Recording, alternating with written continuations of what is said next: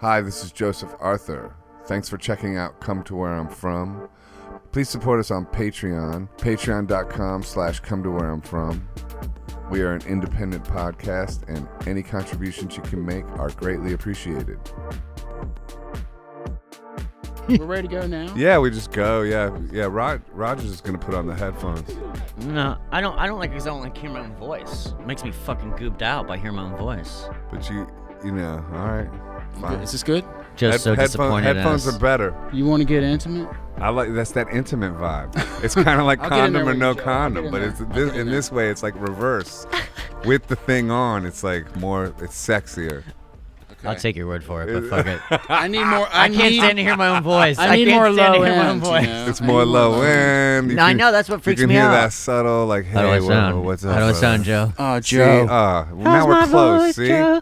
Now it's like we're. How's my voice, Now it's Joe? like we're holding each other, right? It's like, how is that, Rogers? How do I sound? How do I sound? I feel like it's like one of those nights where I'm lying down with the phone on the pillow and you're saying goodnight to me. Yeah. By the way, there aren't even a we set don't of do that headphones anymore. for me. Well, I was gonna give you mine. No, I don't want those. I felt like you didn't want to do it anymore. Well, I don't know. I got self-conscious because I was calling too much. Yeah, I don't know. I got too into it. You know what I was going through. Yeah. Okay. Who do we have here today, Joe? Well, why don't you guys introduce yourselves? Christopher Thorn here. Roger Stevens. Turn up Roger Yeah, Stevens. Roger's Roger Stevens. I'm coming going to come in closer. Get my low end happening. Get his low end up.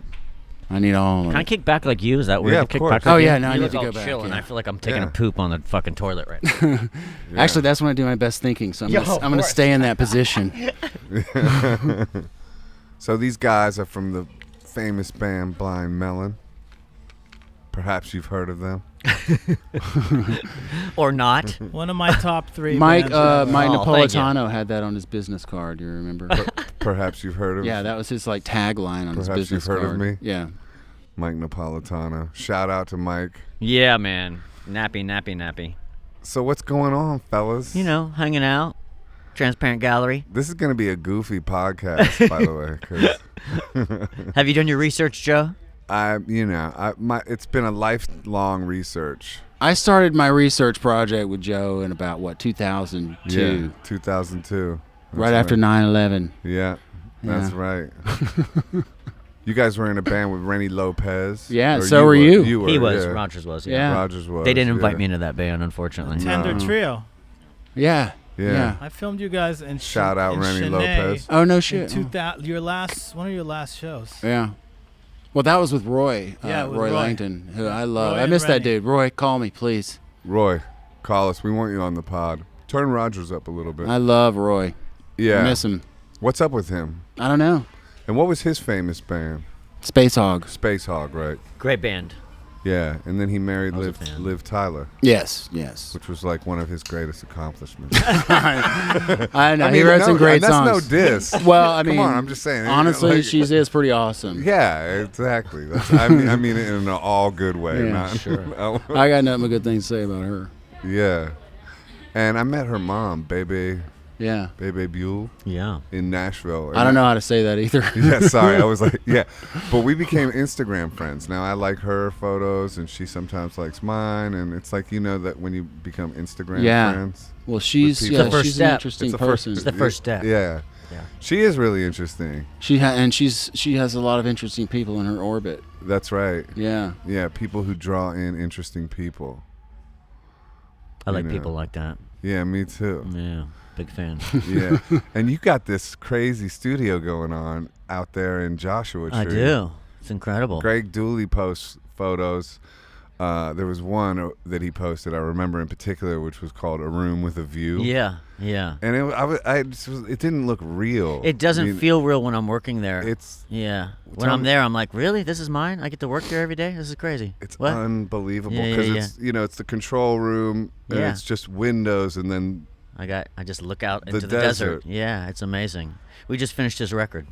how'd that come out? Came out his great. first solo record. Yeah, man. I'm really pumped. It was an amazing it's an amazing record. I couldn't be more proud of it. Is Yeah, that the we'll thing start that out. you played me that had some other people on it also? Like you played me something a few months ago that with Greg. And I was like, oh, that thing's yes, amazing. It was that. Exactly. That's going to be on that record? Yep. Okay, exactly. good. Yeah, we had a pedal steel player. It's amazing. Dr. Pat played on it. All kinds of good No, people. but like there were like some notable singers, and I thought maybe that was like a side project or that was some other It's just thing. going to be a solo record. Great. Yeah, his first solo record. That was cool. It's great. I heard it's super different. pumped. It is in a great way. Yeah. Yeah, it's great. That's exciting. Yeah. How long have you been out there for? Well, about 4 years ago, I bought a place, and then for the first year or two, we were going out on weekends from L.A., from Silver Lake. We'd go out on Friday and come home on Sundays. Because you had your studio. Yeah, I in had my studio in Silver Silver Lake. Lake. I've been to that one. Yeah. And then at some point, my studio in Silver Lake kept getting booked out by all these hip hop guys. Like Post Malone was camping out there for a while, and like all these hip hop guys. Are you for real? No, I'm totally for real. It was crazy. That's amazing. For some reason, like I'm a fan of him. Me too. He writes best. great songs. I couldn't agree more. And his voice is incredible. Let me tell you something. I knew he was the shit because he showed up. Yeah. First of all, he kept everybody waiting like 8 hours, but he showed up. Post. He picked up my acoustic Come guitar. on, you're dope, but come on, dog. No, it was crazy. Punctuality is one of my finest qualities. Come on, Post. But he picked up a guitar and Get played. there on time. He played some Bob Dylan songs and Hank Williams songs immediately when he showed up to my house. So I was like, he's an interesting I was cat. like, yeah, man, you're the shit. I mean, so yeah. he's almost too big. It's like He's massive. Yeah, man. you It's can't incredible. get any bigger than that. It's No, crazy. It's huge. It's huge. That's cool, but then you moved everything out there. Yeah, then once I realized those guys were taking over my place, I just was like, oh, I'll just live out in Joshua Tree then. And then I just was renting out the LA place. Oh, so the LA place still exists? It still exists. It's just now it's rented out by a guy named Kevin Ratterman, who's an amazing producer and is the guitar player for Jim James. Okay. He plays in Jim James's band. So he's there. He's moved in. And he has an amazing studio in my house there. That's awesome. Does he really? He moved aboard and He has everything? more. He has an API. He has more gear than I have. It's better than it was when I had it. love that room. But it's like it's great. I mean, And he took over the whole house. So like he's a single guy. So it's like the whole house. is he tracking in the house too? all over? Yep. He's got. Wow. That's great because that front room. Yep. I love putting Mike in that He's room. got stuff in there. He's got all of his keyboards in the dining room. Cool. Yeah. So, You know, but his place in Joshua Tree is unbelievable. And listen, That's my you'd be favorite. remiss not to point out the work that your wife does to design these places. Oh, I know. No, It's unbelievable. Honestly, Heather, my wife just makes things look beautiful, and she has Every an amazing environment these eye, guys yeah. live in, it's like you walk in and you're like, that's so cool. I want your life. Yeah. God, I want both of y'all's lives, by the way. I don't, Dude, you don't want my life. your life. I got good things, but the lawyer thing, you know. But the lawyer thing, it was one of the things I like told Ehud too. I was like, man, Rogers is an amazing dude because also he became like a full-on legit lawyer. It's like, impressive, man. That's impressive. Like, you know, I mean, you know, I look back at him. I don't know how I did that, honestly. yeah, you went from rock and roll star to Yeah, and then I was a lawyer. a real like who? What's your law? Yeah, like I firm? woke up one day. Like you do trials and shit. Yeah, I and- will keep that. You know, this is a separate part of my life. Yeah. You know, but it's a different part of my brain. Mm-hmm. Yeah, and I do. You know, I have great. I love the people I'm around. You know, it's really interesting work, so it's good. You know what I mean, but it's hard. Does your identity change when you're in that environment? Yeah, I'm a complete asshole. Really? Yeah, I've See become you like in a suit. Yeah, like, well, you know, I don't have to wear a suit now. That's good. Yeah. Oh, wow. Wow, you can be like a cool guy, like Matlock type of shit. Yeah, like yeah, like cowboy boots, a bolo. No, I wear jeans and a blazer. Wow. I kind of like the look. Yeah. You know, just a little sharp, Man, Just a little sharp. it's cool to be in a rock and roll band and a lawyer. right? Like, I mean, I don't know. You know, why not? You Yeah. can do a lot of things in this world, Yeah. It pays and there's better. no reason why you have to do one thing. No. I think our times are like informing people of that. We're all kind of branching out, or a lot of people are branching out into different Right. avenues. It Yeah. does take a kind of person to do what you do and then go into law. It's not. You say anyone can do it. He didn't but say anyone it's- could do that. It's commendable. It takes a It very is. certain kind of person. Yeah, I agree. To say, okay, I'm gonna become a lawyer now and put. I how mean- many years did it take? Well, I didn't go to. I never went to college until I was, 40 years old. Till after Blind Melon. Yeah, like so I went and I got my undergraduate degree in 2.5 years. and then I went to law school straight. Like literally like 5.5 years. After I decided to do it, I was a lawyer. I was like, holy crap! Like, what have I done? You know, and it's intense. You know, Rogers is really smart. You look like you're just about to get up though, like with this arm thing. Like, yeah, because anything could happen right now. Yeah, you on look ready at the for ready action. as a lawyer. I could, you know, He's I got to could, litigate. I might have to throw a subpoena out or something. You know. No. So, but you got into like a pretty heavy duty law firm too, right? I mean, is that right? They are. I mean, these people are brilliant. You know, I mean, they really are. And that's one of the things that I really like about it is everybody you're surrounded by, that you're kind of dealing with on a daily basis. Like that person's really smart. Mm-hmm. You know, like I never saw that. Yeah. Or you know, and you know, good people they're actually trying to mentor me. You know. Oh, really? Which is something. Yeah. There's something to be said for that. I mean, I'll be 50 years old this year. Yeah. You know. Man, you're old. Yeah, I know. You're looking good though. Dude, I've had a lot of work done. Yeah, me too. Incredible. Yeah. It's incredible. All the Botox, my face is like. I'm so sick of Feels like that it's needle. fall. I'm Yeah. so sick of it. I get it weekly. Yeah, It's just and I weak. can't get the words to form right anymore because Well, how does it inform your music, you think? Exercising that other side of your brain. Not so in any much? way. no, No it does. way. It absolutely Oh, does. it does. Does it? And I say this. I think I even told you this. You just never pay attention to me anymore. Yeah, I don't listen to Yeah. you. You don't care. Long marriage. I, you know, it's like it's okay though. We're keeping it together. Yeah. But don't hear me anymore. no, because it organized my mind. Right. I feel that. You know, like, Yeah. and it taught me how to work hard in Right. a way that, like, you know, I started doing a rock band because I never wanted to have a job, Right. ever. That's the point. Yeah. You know, that's the whole point. That is the You point. know, Yeah. so, Or you but then don't once want- I you got didn't want one, to have a straight job. I wanted to have a job that was intense and like exciting and like had adrenaline and like Yeah. all those things, and that's all sort of true. You know. Yeah. And it made you think hard, and I like logical arguments. Yeah. You know, I like how you can have an illogical position and argue it and succeed Right. if you know what you're doing. Yeah. It's like chess. That's true. It is. It's chess. Yeah, yeah. It's true, yeah. Strategic thinking. That's all You it can is. have an illogical perspective and argue it into Well, as long as logic you're aware of that. if you're gifted Well, at right. at a certain kind of mind trickery. Yes, and trickery. Is it mind trickery? Well, yeah. There's hypnosis. Like right now, what I've done, I've engaged I you. feel I've hypnotized. stared you. I've locked into your eyes right now. And Yeah. You can't move I can't. right now. I'm locked in. I just see two beautiful blue orbs. They're saying, "Come to me." Man. So the band doesn't need a lawyer then. No, we use them all the time. I'm sure- conflicted. I'm I'm conflicted. Yeah, can't you do can't it. do that. No, but No. we do. And that's probably a we different do kind lean of. on them a little bit for sure. Yeah, there is something to be said for being. Yeah. It's attributed to Ben Franklin, but I'm not sure that's actually true. But only a fool would have himself as his own counselor or something like Right. that. You know, Well, he was a freak though, Ben. he Franklin. was a freak. I heard. He's a really interesting guy. Yeah. Yeah, like he was a pirate, like Christopher. was. Yeah. To me, there's pirates and non-pirates. That's the two ways of life. Two ways. There's Explain two ways. that. What do you mean? There's the pirate life, like most of my friends are pirates, and then there's the non-pirate life where you kind of have to go to a job and have a proper life. There's a proper life, Yeah. and then there's the pirate life where you do whatever the fuck you want. Yeah. You just don't give a fuck. So it's just you have to decide what you want to do. Rogers is good about straddling both. I could never straddle both. Well, no, I'm doing Sure. exactly what I want to do. Yeah, that's cool. Yeah. If you can There's have a a regular pirate. job, as long as that's exactly what you want to Domestic- do. Yeah, there you go. Pirate. Yeah. Then you're As long as pirate. it's Yeah. creative and That's it. fun and engaging, which Yeah.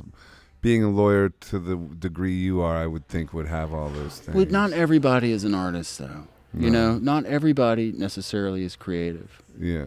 That's what I mean. And That's what I'm like, talking about, yeah. and that's awesome. You Yeah. know, that's fine. Yeah. It's like I look at people, I'm amazed by, I marvel at the people who are at the top of whatever field. Me Yeah. too. You know what I mean? Me too. I gotta look at Tom Brady. I'm like, that dude's the best. Yeah. I don't care. You know, people hate Tom Brady or whatever. Yeah. No. He won 6 Super Bowls. It's over. Yeah. Right. That question has been answered.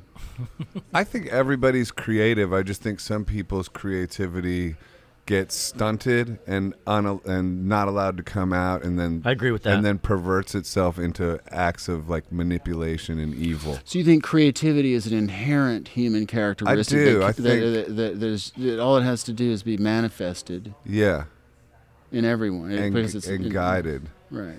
And Maybe. and if it's like blocked and repressed, it expresses itself in ways that are, I think, evil. Perversions. Or just even like in, like I think like I'm thinking about manipulators and stuff like that who are really artistic at it. There's artists of pain, you know. Sure. And I just think if you're not there, we all are like, you know, points of consciousness that are so intense that if we're not pointing that in avenues like, you know, music or becoming a lawyer or like stuff like this that's really engaging. Absolutely. Then you're going to find somebody who's like, I don't think there's anybody that's just like a dud. But maybe there are. I don't know. I just don't know. But No, there's no human that's a dud. I don't think there's a dud. No, if there's a heartbeat, you're not a dud. Right. But you might be dudding yourself. Right. Right. You know, and unable to do anything about it. You know. Yeah. You've given me something to chew on, Joe. Yeah, it's a theory. Is that an? Yeah, it's a theory. I don't know. You No, know. I buy it. I totally buy it. Well, I don't know. Well, okay, let's just say that there are some people who don't naturally have a natural proclivity to move in that direction to be an artist, and they feel like, well, that doesn't. Sure, they can be creative. Everyone has creative instincts, but you know, otherwise you wouldn't be able to do anything. You could only do exactly the things that people told you to do. Right. I don't mean creativity just as it pertains to being an artist. Right. Like No. I give a lawyer is obviously Or like a biologist who discovers a Absolutely. cure. Mathematician. Exactly. Anything, yeah, Could even absolutely. be like somebody who like, you know, mows lawns. They do it in that. They Yeah, always I get they it. always do the diagonal cuts. I and don't it's do like, diagonal. You know, they go. I love mowing the yard. They go diagonal. They change it up. You know. They do a maze. Uh-huh. No, you look at you want the longest perspective, right? You want to look down the longest part of the lawn, and then you want to mow a straight line that way because you get it's a sense of depth, Right. diminishing lines. Yeah. Diminishing lines. You're right about him. Right? I told you. I'm fascinated by mowing lawns right now. Yeah, I did it like tomorrow. I'm gonna go do it tomorrow afternoon Right. because it didn't look good when I left. Wow. So you're into it. Yeah, in fact, got the push lawnmower redone by the shop lately. What kind you rocking with? You got John It's a Deere. Toro. Oh. You know, it's a Home Depot off the shelf model. I think you I need grew a up with deer, Cub. bro. I grew up with Cub Cadets, man. But we had a deer. I rode the deer. John Deere, brah. Yeah. John Deere. Yo, you turned my mic off, dude. I lowered you. You're What? clipping here. Nah, man. Turn me up. I can't even hear me. I didn't like what you anymore. were saying. Check 1, 2. Ooh, wow, Turn me come up. on. Turn me up. harsh. Turn I gotta me- say, I'm impressed Yo, by your yo, operation, Joe. Thanks. Ehud. Shout out Ehud, who's also on camera. You're He's killing it. It's great. yeah. What? It's been like. You got to turn me up. I can't hear me. Or I can hear you Yeah. great. Yeah, me yeah, too. just a little bit. Okay, so yeah. You know, we've been doing this for 3.5, 4 months. Almost 3 months. And then almost 3 months. Yeah. Okay, so and we're on like this is episode 39 or something. No. Yeah. We Wow. do- So you're regular. You're We're Wow. killing pumping it. them out. Yeah, 2 a week every Wow. week. Joe was like, let's do 2 a week. And I'm like, that's a lot. Let's do 1 a week. And Are he's you like, going no, 2 places? I a don't week. Where are you remember it going? like that. Are you traveling around? Yeah, we like we'll travel sometimes. We've been to L.A. We did Lanigan in L.A. Rosanna Arquette. Oh, that's Oh, cool. nice. You know, Dave Yeah, I saw that. Catching. Yeah, yeah, you Catching. guys were right there. You didn't call me. Ron Yeah. showed I didn't know you then. I was right there. Yeah, I'm like I 200 would've feet been- away You gotta from go him. there. It's I would have amazing. insisted to go to your Yeah, I'm right place. there, man. Christopher's Yeah. gonna have a cult out there before long. Oh yeah. Yeah. well, I so hope so now you're spending all your time out there. So now I'm full time out there. Yeah. Yeah, and how's that adjustment? There's a little bit of an adjustment, but it's been life changing for me, and it's been the most profound change of my life moving out there. Was what I would say. What happened? Why was it life? Well, I was in LA for 20 years, and you know, Silver Lake. Silver Lake, you're in hustle mode, right? Right. I'm always in hustle mode. You go have Yeah. coffee, you meet somebody like, hey, I have an artist for you. Let's have a meeting later. Okay, blah, blah, blah. Hustle, hustle, hustle, hustle. I moved to Joshua Tree. And I've written more songs in Joshua Tree in 2 years than I did in 20 in Los Angeles. I Right. can hear myself in Joshua Tree for the first time. That's I interesting. felt like He's written songs for this record that we're doing now that are like, I mean, the best things I've ever heard him do. Thanks, Blind Melon Rogers. album. Like he's Yeah. like a lot of the writing he's doing now, and I'm just like, all right, I'm Yeah. gonna crank out some tasty leads. Yeah, they all that's just cool. kind of came to me out there, and I'd never had that experience before, and it was the weirdest thing for me. That part was really bizarre. Like the songs, I just felt like I was finding them out there on the property. They just would show up. Isn't that I didn't even great? take credit for them. He's been haunted. You know what I mean? So Yeah. Once it runs its course, we're gonna have to do an exorcism. and it could run its course, but it's spinning been around. it's been amazing. Totally. It's been amazing out there. know, You know, you've been all out this there. sand just starts coming out of his mouth because the desert went inside Yeah. of him. Like, Right, like it's he's like- like an exorcist, but with sand. Then it's like the mummy spray thing it. where his insides just collapse, right? So that's cool. So like, was Yeah. that space? Did Graham Parsons used to live there or something like He that? or across like, the street. He died across the street. Did he Wow. really? Yeah. That's yeah. so insane. Are you making that up? No, I'm not. No, the hotel. The hotel's The right across hotel's the No street. famously Yeah, died. literally across the street from where I live. Yeah. You could walk across the And street. then did David Briggs take his body and drive it around for a Yeah, while? and Or then burned it. Was it right? David Briggs? it was David Briggs. I didn't know that. You didn't know that? We worked with David Briggs on our first EP. I did This not is know this so- story. Yeah, it was him. I gotta It say was this kind of wild synchronicity happens on this podcast a lot. Wow, I've that's a even trip. I've even said that sentence like 10 other times. That's a trip. I didn't know this. David Briggs was the first guy we ever made a record He with. was so much fun. Out of right? his mind. It was worth it. incredible. Oh, But of dude, look at course. the connection there. It's the best. What did he do with you You guys? make your first record with David First Briggs. EP. First EP. We never Yeah. released it. What was on it? It didn't work. But honestly, it was so much fun. For the it was songs, worth 50 we- grand that I think we It spent was. on it. We wound up re-releasing it like 5 years Right. ago. We And it went was back the mix, to, really. What's more that was the one mix called? we What's didn't it love. called? What was it called? It had like 3 or 4 songs that were on our first record, and then Yeah. it had like Mother. another Ouch. song. I didn't really like that one. It had some of like the very first Yeah, yeah. songs that we wrote that we really Tough weren't. to pull off a song called We, Mother. no, like literally. It was not. Right. Yeah. Even- Like even there's been John- 2 great ones at Well, least that I John could think Lennon's of. is great, but even that one's it's a rough listen. It's like That not- song hurts so bad it to listen hurts. to. Yeah, I just All that primal scream shit. Yeah, I mean it's a great. I start identifying with it. Yeah. Dude. Oh man, it's brutal. Wait, Yeah, I hear him on that. go That- back to that EP though. So we did this EP, and then We're getting we there. didn't feel like it was great. You know what I mean? But here's the deal: the recordings were fantastic. John Hanlon, this engineer, did Really? the recording. Yeah, the recordings. I are never great. heard the them. mix. No, the thing that came out. That Brad and I Oh, remixed. right, that you remixed. Right. Right. So I didn't the hear only- the original tracks. Yeah, I wasn't the there when you original mixed tracks it. sounded great. They just were me see mixed your in a jewel. funny way. You know what I mean? Dude, you wanted this. Look at that's why you wanted me here. That's he has why I no invited you on the interest. He has podcast, no dude. interest in the band. That's not true. That's not true. Go ahead. I do. It's just I can't He help texted it. me yesterday. Make sure you bring your jewel Make to sure the you bring your interview. jewel. I love it, dude. I have another one. I will give you one. You don't want it. I don't want it. Yes, you do. I want it, but He's I giving don't, them away. You know. Yeah. You can't quit me. I can quit you. I'm trying. I'm trying every day.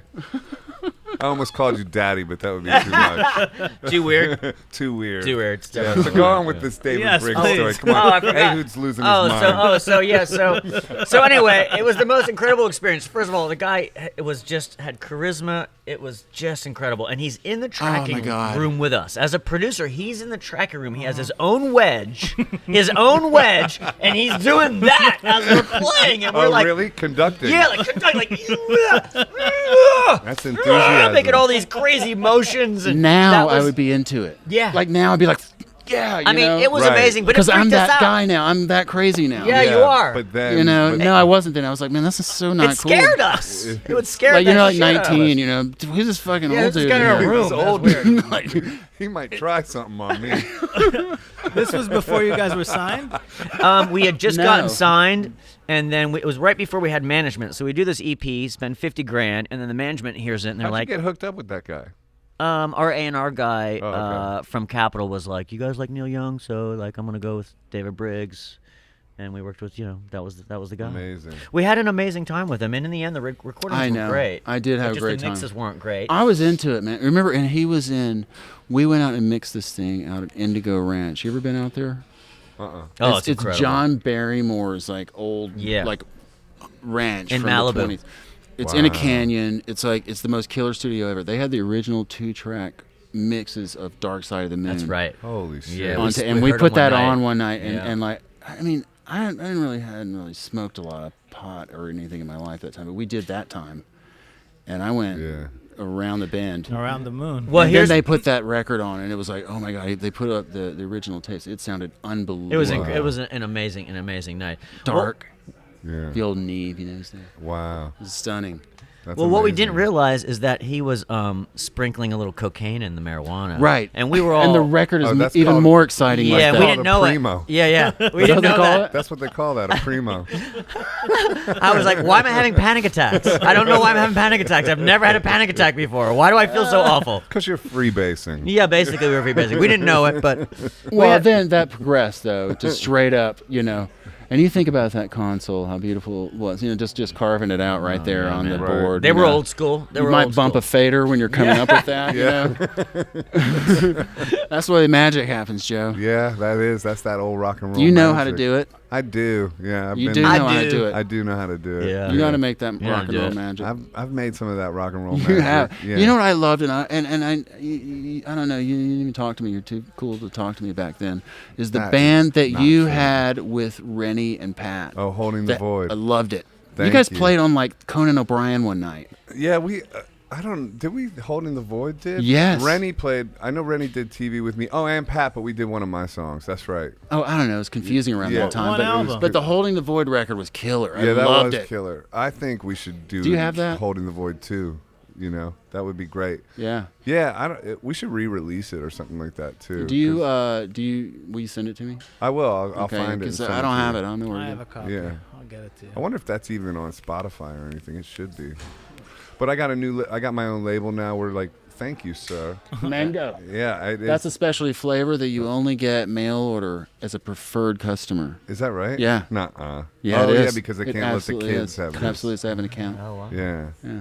So that's amazing though. This story about like the Neve and the Coke, and Dark Side of the Moon. It was an amazing time. It really was. It was our first experience too. That place was haunted. Yeah. And then Yeah. you scrapped the And whole Sound City, thing. we tracked it We at scrapped Sound the City. whole thing. Yeah, we scrapped it. We tracked it at And it Sound came back City to and 20 then years mixed later. out. Sound City. Yeah. That's where I recorded my second record. Really? With T-Bone Burnett. Oh, nice. Come to Where I'm From. I never heard Which of is him, the name but of this- I never really heard it. But is it's that the a name of this podcast too. I'm just kidding. What? Oh, you have heard it? No, oh, you I never know- heard of T-Bone? Yeah. I got it. So That's awesome, dude. How was that? I want to know. Now I want to interview you. How was that working with that dude? that was amazing. It was like What was it like though? Was he work on your songs with you a lot, or he does was super engaged. Like he filled me up with so much confidence and just got behind what I was doing to such a degree that I don't think that like was rare, That's and cool. it filled me up with so much confidence. It was like it's almost like he gave me some soul. Gave you some mojo. Gave me some mojo. I get he it. really did. That's his job. Like, and that's why Yeah. I think that guy is as successful as he is. He is. He's amazing. Because, Yeah. it's not like, oh, let me put a tambourine down here. That's Yeah. not really his style Right. of production, at least for me. you Yeah. know? But And you then- write a lot of songs. Like I know you, somebody who's like really prolific. I mean, do you like when people get in and like start helping you like change your songs? Yeah, I mean, now I do. I'm more into that now, Like, it's like like what you said, I wasn't into this activity then. I've been like, oh no, this is all just mine and me doing it, and then I get into more like collaborative. Like I'm in a band with Peter Buck now. and Yeah. that's I want to hear that. You keep saying you're gonna send it to me. And send it Okay, to I'm me. gonna send you the new one. Okay. Because the new one's really good. Yeah. That's cool. Yeah, and so it's nice to collaborate because you kind of know what you. Well, do. I love him, dude. Honestly, Yeah. when I was a teenager listening to that band, Right. like, it doesn't. I don't know how much that comes out in Blind what we do, Melon. right? But Yeah. but It's still an there are influence, though. moments. There Yeah. there are moments where like I'm definitely copping his shit because I love Peter Buck. Yeah. Yeah. Well, writing with him Southern. is unusual too because that Southern thing. There's It's a something thing. about rock and roll Southern people. He has it. You Yeah. know. I Yeah. mean, It's wild because also I'm inspired by them too. So writing with him, it's hard to not like. I'm inspired by Michael Stipe. I love him. too. I mean, Yeah, I yeah. love that band. It's one of Yeah. my favorites Sure. all time. Yeah, me too. How is That's Peter cool. in the studio? Does he He's let so, things go? He's so or is cool. He Like he controlling? guided this last record, and it was like he wanted to do it with the band. We did it in Portland. We recorded live. Like it was just, he's very, very sort of, I don't know, loose, but also arranges everything. It's all like real methodical. We rehearsed and then we cut it, and then Jackknife Lee mixed it,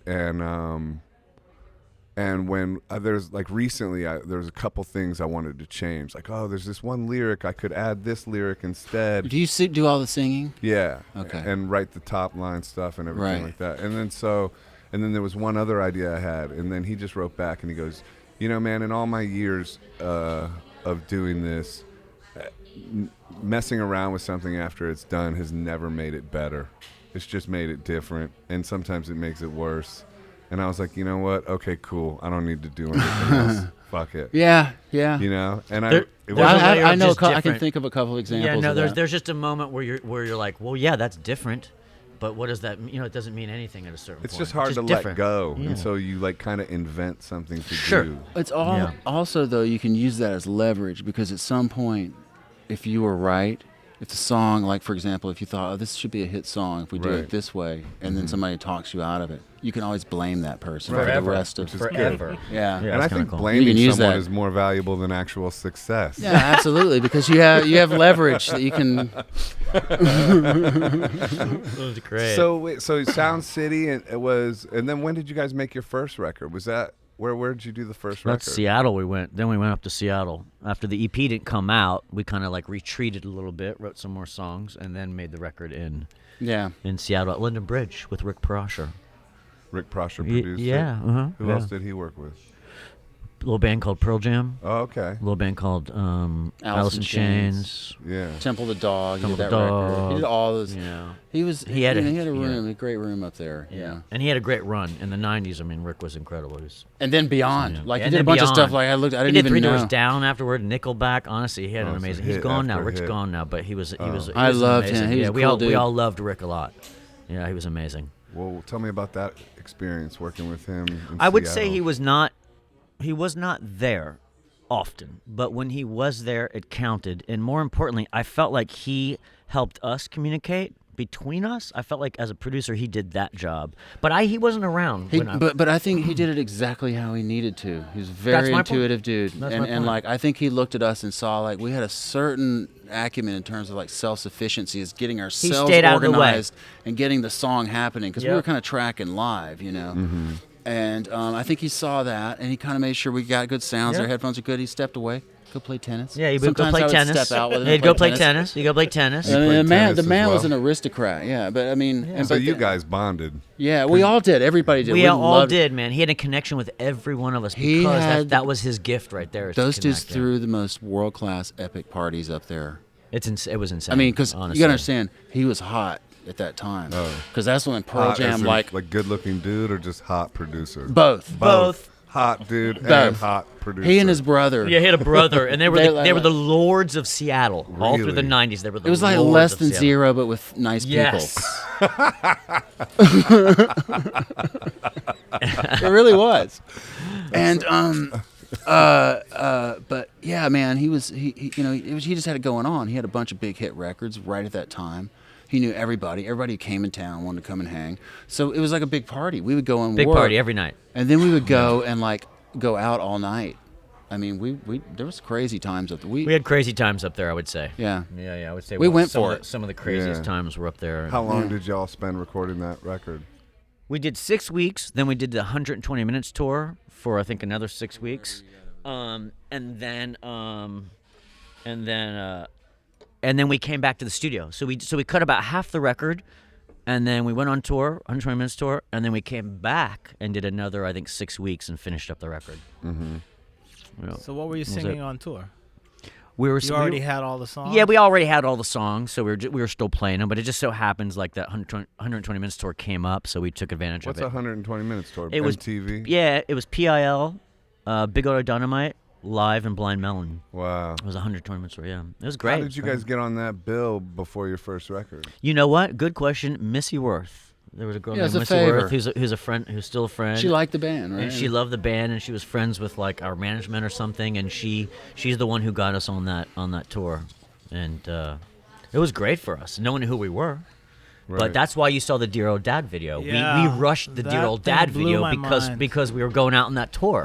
Was that the one he was surfing on Yeah, top of the car? Yeah. we did that in Seattle. We with a did guy it in named like Paul a day. Boyd. Yeah, we took Super 8 cameras, Yeah. went all up in the mountains, and Yeah, it was so fun. It was tried great. to snowboard, and I don't think anybody ever been before, and song. like did super stuff. That's and my favorite video, honestly. It was the It most looks like good, innocent yeah. one that we did on Super 8. It's cool. It was literally kind of shit that we would do. You know, we just Yeah. sort of filmed a bunch of it in compact, period of time, and did it, and then we went out and did that tour. And it's interesting, because the tracks that we cut when we got back, Glenn swears that they sound better. Are we Yeah. done? No, he's just telling them to be quiet. I just have a question. I'm not familiar, so if you already had the songs, so going into the studio, so the songs were already ready when you went in the studio. Yeah, they were written. So how much of a difference does then the producer make and affect those songs if you're already out there playing them and you have like your versions in your mind? Well, I would say in this case with Rick, he didn't change really anything. Because he recognized who we were as a band, and I think he just said these guys are like Roger said, they have their own their own path, and he kind of stayed out of that way. So he didn't change much, but we were a better band just from playing the songs every night. We came back in, and I would say we were more efficient in the studio because we were just playing. Backwards. You already had everything. Yeah, exactly. And just went down to lay it down. Yeah. How did you guys get together in the first place? Like the band, Blind Melon. Well, I met Brad even before Rogers came to L.A., and then there was no Blind Melon, and I was hanging out with Brad a little bit. And then, like a year later, Brad's like, "Hey, Rogers came out, and we have a band." And Well, no, I came out with Brad. We you came out came together out, but see, I didn't first. meet you then. So Yeah. you went home, and then I met Brad. Yeah, I went home for like Yeah. 3 months Exactly. because of something happened. So I he had to go came out home. with Brad. He went back home, Don't and then, think don't try to walk away with this. No, I ain't walking away with that. but we all hooked up in L.A. I mean, Rogers and Brad and Glenn knew each other from Mississippi, but I met Brad through Music Connection. Before the Internuts, there was a magazine called Music Connection, and that's how you hooked up with people. He put an ad I out? put an ad looking for a bass player. Oh, okay. I had just moved to L.A. in 1988. I moved to L.A. No, 89. I forgot. Yeah, I moved there in '88 with Brad. Okay, 88. Then I moved out. And in it was very. We were in a weird place because LA was. When we moved out there, I don't think. I know Brad and I didn't expect this, and I'm pretty sure you didn't either. But it was like this was the end of the sort of hair metal band. it era. was. Great. I mean, there's some great hair metal bands, but these people were marketing maniacs. Like they were out on Sunset. Yep. Flyers. When we got there, it was like a Thursday or Friday night, and it was like you're walking through Sunset Boulevard past Tower Records there, and it's like all these dudes who look like the drummer from Rat. yeah, or somebody, and which is fine, whatever. Yeah. But it's like That was the it's scene. crazy because they're like handing out flyers for shows. Like there's Sunday afternoon at Gazzari's at 3 p.m. Yeah. for a show that they're Yeah. paying to play. Yeah. Right. And I'm like, wow, man, this is crazy. It's like I don't know, and then it went away like instantly. Overnight, when that Nirvana record came Yeah. out, it went away overnight. Because we went, It felt like we overnight. went to a Did. went to a record company one time, and I'll never forget this. It was I think it was Columbia, and there was a poster up of one of the big hair metal bands that was on the label, and we met with the guy, and they're like just kind of checking out bands like us, the fucking haystack sticking out of our mouths, and so. Then we went back like 2-3 months later and met with this dude, and it was like an Alice in Chains poster. Yep, I remember that. I do Yeah, remember and it was that. like the whole business just flipped. Yeah. Right. Did you ever meet Warren D. Martini? I did. You did? I love him. Yeah, I love him too. That dude You can brought play. Up Rat. I love Rat. You know what? I'll tell you what. Round and Round is a classic. Yeah, it's a great hit song. I Yeah. agree. It's a great song. And There's another- there's a couple of them. I mean, I love a few I of like those bands. Cinderella too. They were good. That dude was great. Bad name though, Yeah. Yeah. They had some good songs though. because the band was It better was than the that era, name. It was the era. They would have been. Like that guy's they would have looked like voice. Aerosmith in Yeah, 1978. but see, Aerosmith is such a cool name. Yeah. If imagine Aerosmith being called Cinderella. Doesn't have the same See fire. what I mean? No, they wouldn't have sold anything. It's just like, Would have been over. that's what I'm saying. No, I don't know. It just wouldn't have been the same. No. Where did you get Blind Melon for a name? That was Brad, who's a bass player. We grew up in West Point, Mississippi. It's a small town, and he lived next door to this apartment complex, and they would there was a guy over there who would yell it out the window at people and say, you know what's happening to Blind Melon? You know, it's like because there was a Cheech and Chong movie at the time that was a hit movie. It was like one of the movies that Blind Melon Chitlin is in. Yeah. It's a Cheech and Chong movie. Yeah. Oh, That's a where it reference comes to that. from. Comes from Cheech and Chong. And so, like, he heard when he was a boy, 5 years old, he just remembered somebody yelling it, and this is one of those things. Yeah. He just remembered it, I was like, yeah, that's cool. It kind of has it almost sounds like an old blues person because it kind of is, Right. But that's where it comes from. And how does Shannon get involved in the band? You met him, right? You guys I met first. Shannon. I heard about Shannon before I met him, and he'd only been in Hollywood for like a week. The dude was like, He had been arrested like 3 times. yeah, already. Like he came. He basically was on the run, on the lam, so to speak, From where he for was. his home Yeah, state. he left Indiana. And he got there, and his sister had gone to school with Axl, graduated high school with him. Yeah. And I think she called him and said, hey, can you look after my little brother or something? So he showed up there, and he's living at Axl's place. Right. And How did that happen? He was friends. Yeah, From yeah. his sister. Yeah, they knew each other a little okay. bit, but his older sister was, Him and Axl are both Indiana. Yeah. Lafayette, Indiana. Yeah, that's it. And so, and we had been playing around, and we knew this person this woman out there who had heard our demos songs I was writing with Brad, and they were trying to help us out to find a singer, and we got you around this time though, like. Yeah, right after you met him, then you guys called. Remember, Brad yeah, like called it just me. like happened like that. Yeah, Brad's like, we just met this singer. I remember him saying he's a cross between John Mellencamp, which I thought was an odd choice for Brad. That's what Brad told me. Yeah, about. I can hear. I mean, A little bit, and then I think Janis Joplin, which was always a good reference. So, Well, I mean, when we went in there, and we had a garage that we were practicing in West Hollywood, and he sat down on the floor, and just with an acoustic guitar and played Change, which is on our first record. He just was right there top to bottom, and I was like, I love that. that song. dude's a fucking rock star. I was like, that dude, you're a star. I was like, I'll follow you anywhere. That's wild. And I was like, he kind of sounds like a girl, but he's also kind of like a really cool girl. You know what I mean? Like he sounded like Janis Joplin or something, in a way. And but he also had a real rock and roll vibe to him, and his charisma was off the charts. Like you just Off in the the room with charts. him, you're like, yeah. where are you going right now? Like I'll follow you there Yeah. because I Right. don't have anything going on right now. Like you just follow this dude all the time. He's Right. hilarious. He's fun. Yeah. It's sort of tornado. What a man. great song too. Yeah. I didn't realize that. Yeah. Didn't you do that with us? I did. Yeah, Yeah. that was Yeah, a good you time, covered and that. That's thank great. you. And you Covered recorded that it on song. your That was Twitter, cool. and it's On awesome. Instagram, yeah. That was Or cool, Instagram, man. okay. Yeah. That was a fun Yeah, night. I love that song. Yeah. Yeah. So that's amazing. That's cool. Yeah. And Yeah. at that time too, like It was 'cause- exactly like we recorded it too. It was done. It You know was. that whole was. like the arc of that melody, the Yeah. way he brings it up in that second verse, I think is amazing. It And was it's there. universal. It's a universal theme. Yeah. That's what he was good at. It's like a genius song. Is that one of his first songs? I guess. Yeah. Yeah. I remember thinking you wrote that, like thinking Yeah. like That oh, was one of the like, first ones he oh, wrote, Damn, yeah. like you're at that He level. wrote that of at writing. home in Yeah. Indiana. Yeah. Wow, that's exciting. Yeah. Did he have other It was offers? exciting. Yeah, that's. Did we have other exciting. offers? No, did he have other? When you came to him, was he like, "Oh, I might go to this other band," or he was just? I don't think so. He was. No. No, he was a for available. real dude. Like No. we hit it off right away, and he was for real. He saw what we had, and we saw what he had, and it was done. Yeah. Yeah. No. Yeah. I'm sure there were other suitors though. Right. No, but you said you guys had songs, so the music for that first album was written mostly by who? By all of us. At that point, it was just, we were really collaborating quite a bit because what happened is we got a record deal, and the truth is Shannon was getting into so much trouble in L.A.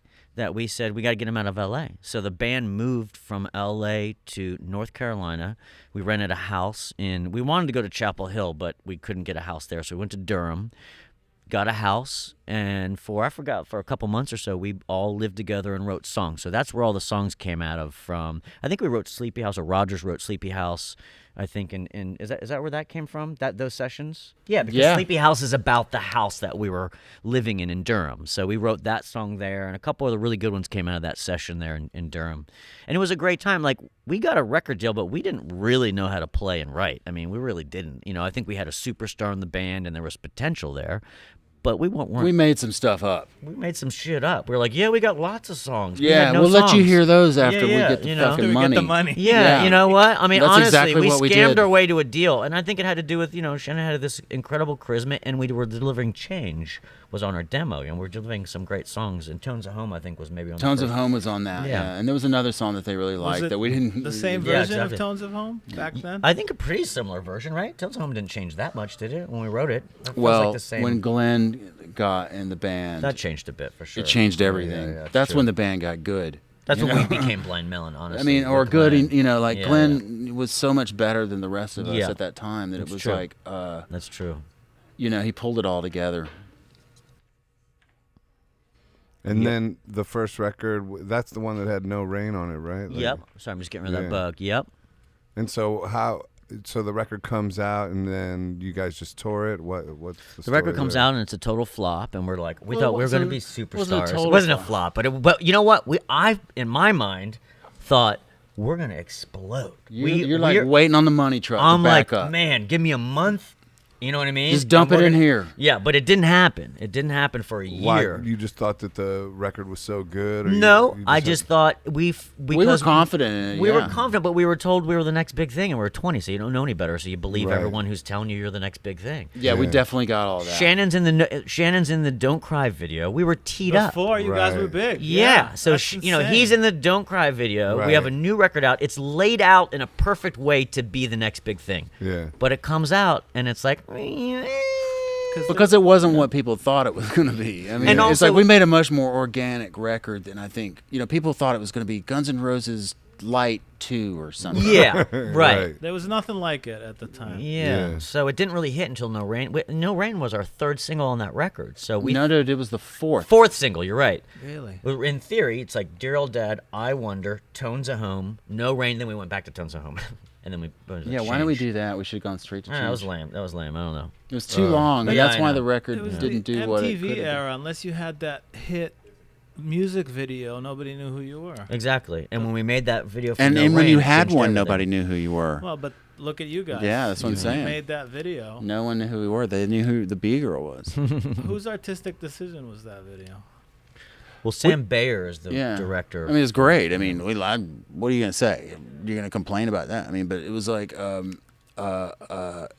the original image that's on the album cover is the drummer's sister, who's my age, who I grew up with, and that was just a picture of her dancing, from one of her her little grade school dance or something. okay. And we're like, there's an album cover, it's good enough. Okay, boom, done. I think it was you who picked it out or It was something. my idea. I never get the credit, but it was my idea. I picked the B girl. Well, but I don't know, I don't but- ever take the credit, but I saw it. I'll never forget walking up the steps to Glenn's house. We're getting the tour. You can have the credit. We had crawfish etouffee that night, and we walked up the steps, and I just saw that picture, and I was like, that is just like such a picture that we all experience, that sort of weird insecurity of being in that age. You know what I mean? And you're finally conscious of feeling weird. You know what I mean? It's like that. Yeah, yeah, so yeah.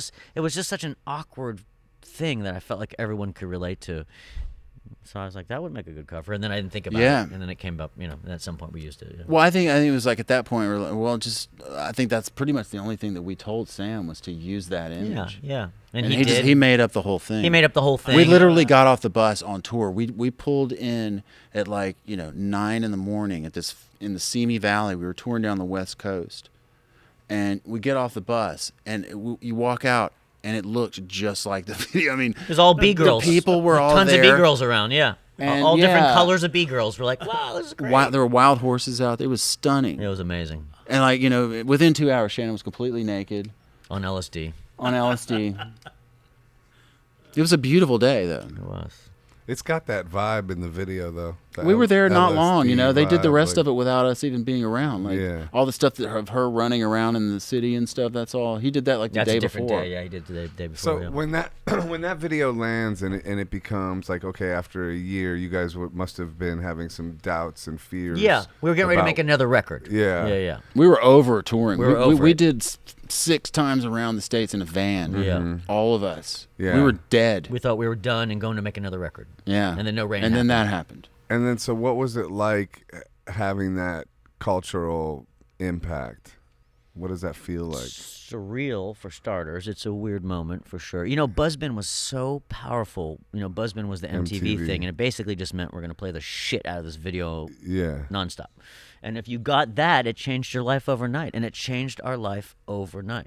Literally overnight. Like I remember because we were on tour when, I don't know if you remember this, like in like 1993, there were some big floods in the Midwest, right? It was like we were touring through the Midwest down the highway down to St. Louis. And there, you know, you could see the roofs of houses off the sides, and those like flat farmlands. And then, so we got down there, and we were playing at this place, Mississippi Nights. You ever been there? I don't think so. It's like a big rock Right on the club water. there. It's not in Mississippi. It's in St. Louis. It's on the river though. It's on the backs up to the river. Yeah.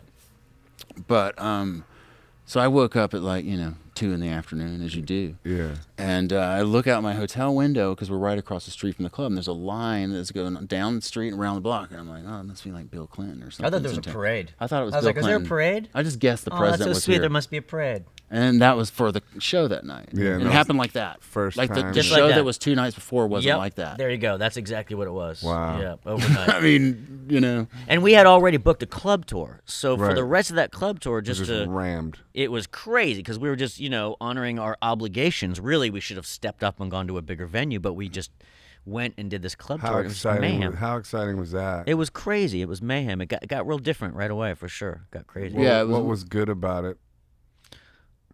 Or what did it do to your confidence and all that? Yeah, I guess swagger. Yeah, I guess that's. But I have to say, we were so burnt and tired at that point. That too. didn't refuel you. no, we'd already been humbled, so like it didn't really we didn't become massive dickheads. I don't mean that though, but I just mean like success is fun. It was super like when fun. success happens. It was fun. It's fun. Yeah, Oh, dude, we had fun. It's just a good feeling. Yeah. It was fun. It was fun. Yeah, like it felt worked. unreal though. It worked. This collective thing. Yeah. Everybody's been doing it for a long time. Right. You go And through it all worked. the pitfalls. All of a sudden, holy shit, it worked. Right.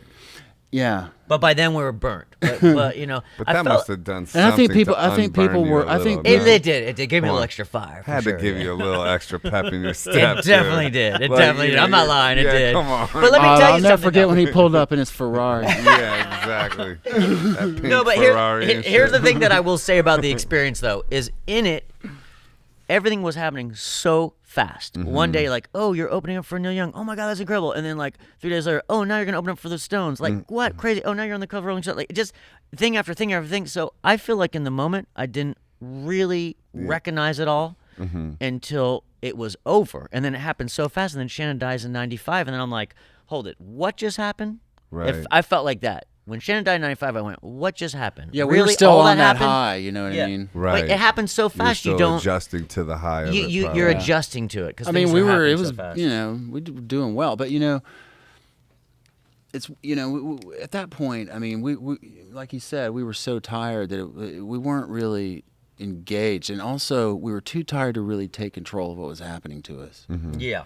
You probably couldn't control what Right, was and so happening we did a anyway. lot. We did too much of like the stuff that he's talking about, like, oh, we're opening for our heroes instead Yeah. of like establishing our own identity, and like we were burnt. We should have done something, handled things a little bit differently. Maybe we should have said we're going home, Yeah. and we're gonna make first of all take a breather and then make a record. Right. It wasn't healthy for us to continue, I would say, at that point. We were all pumped because we were having success.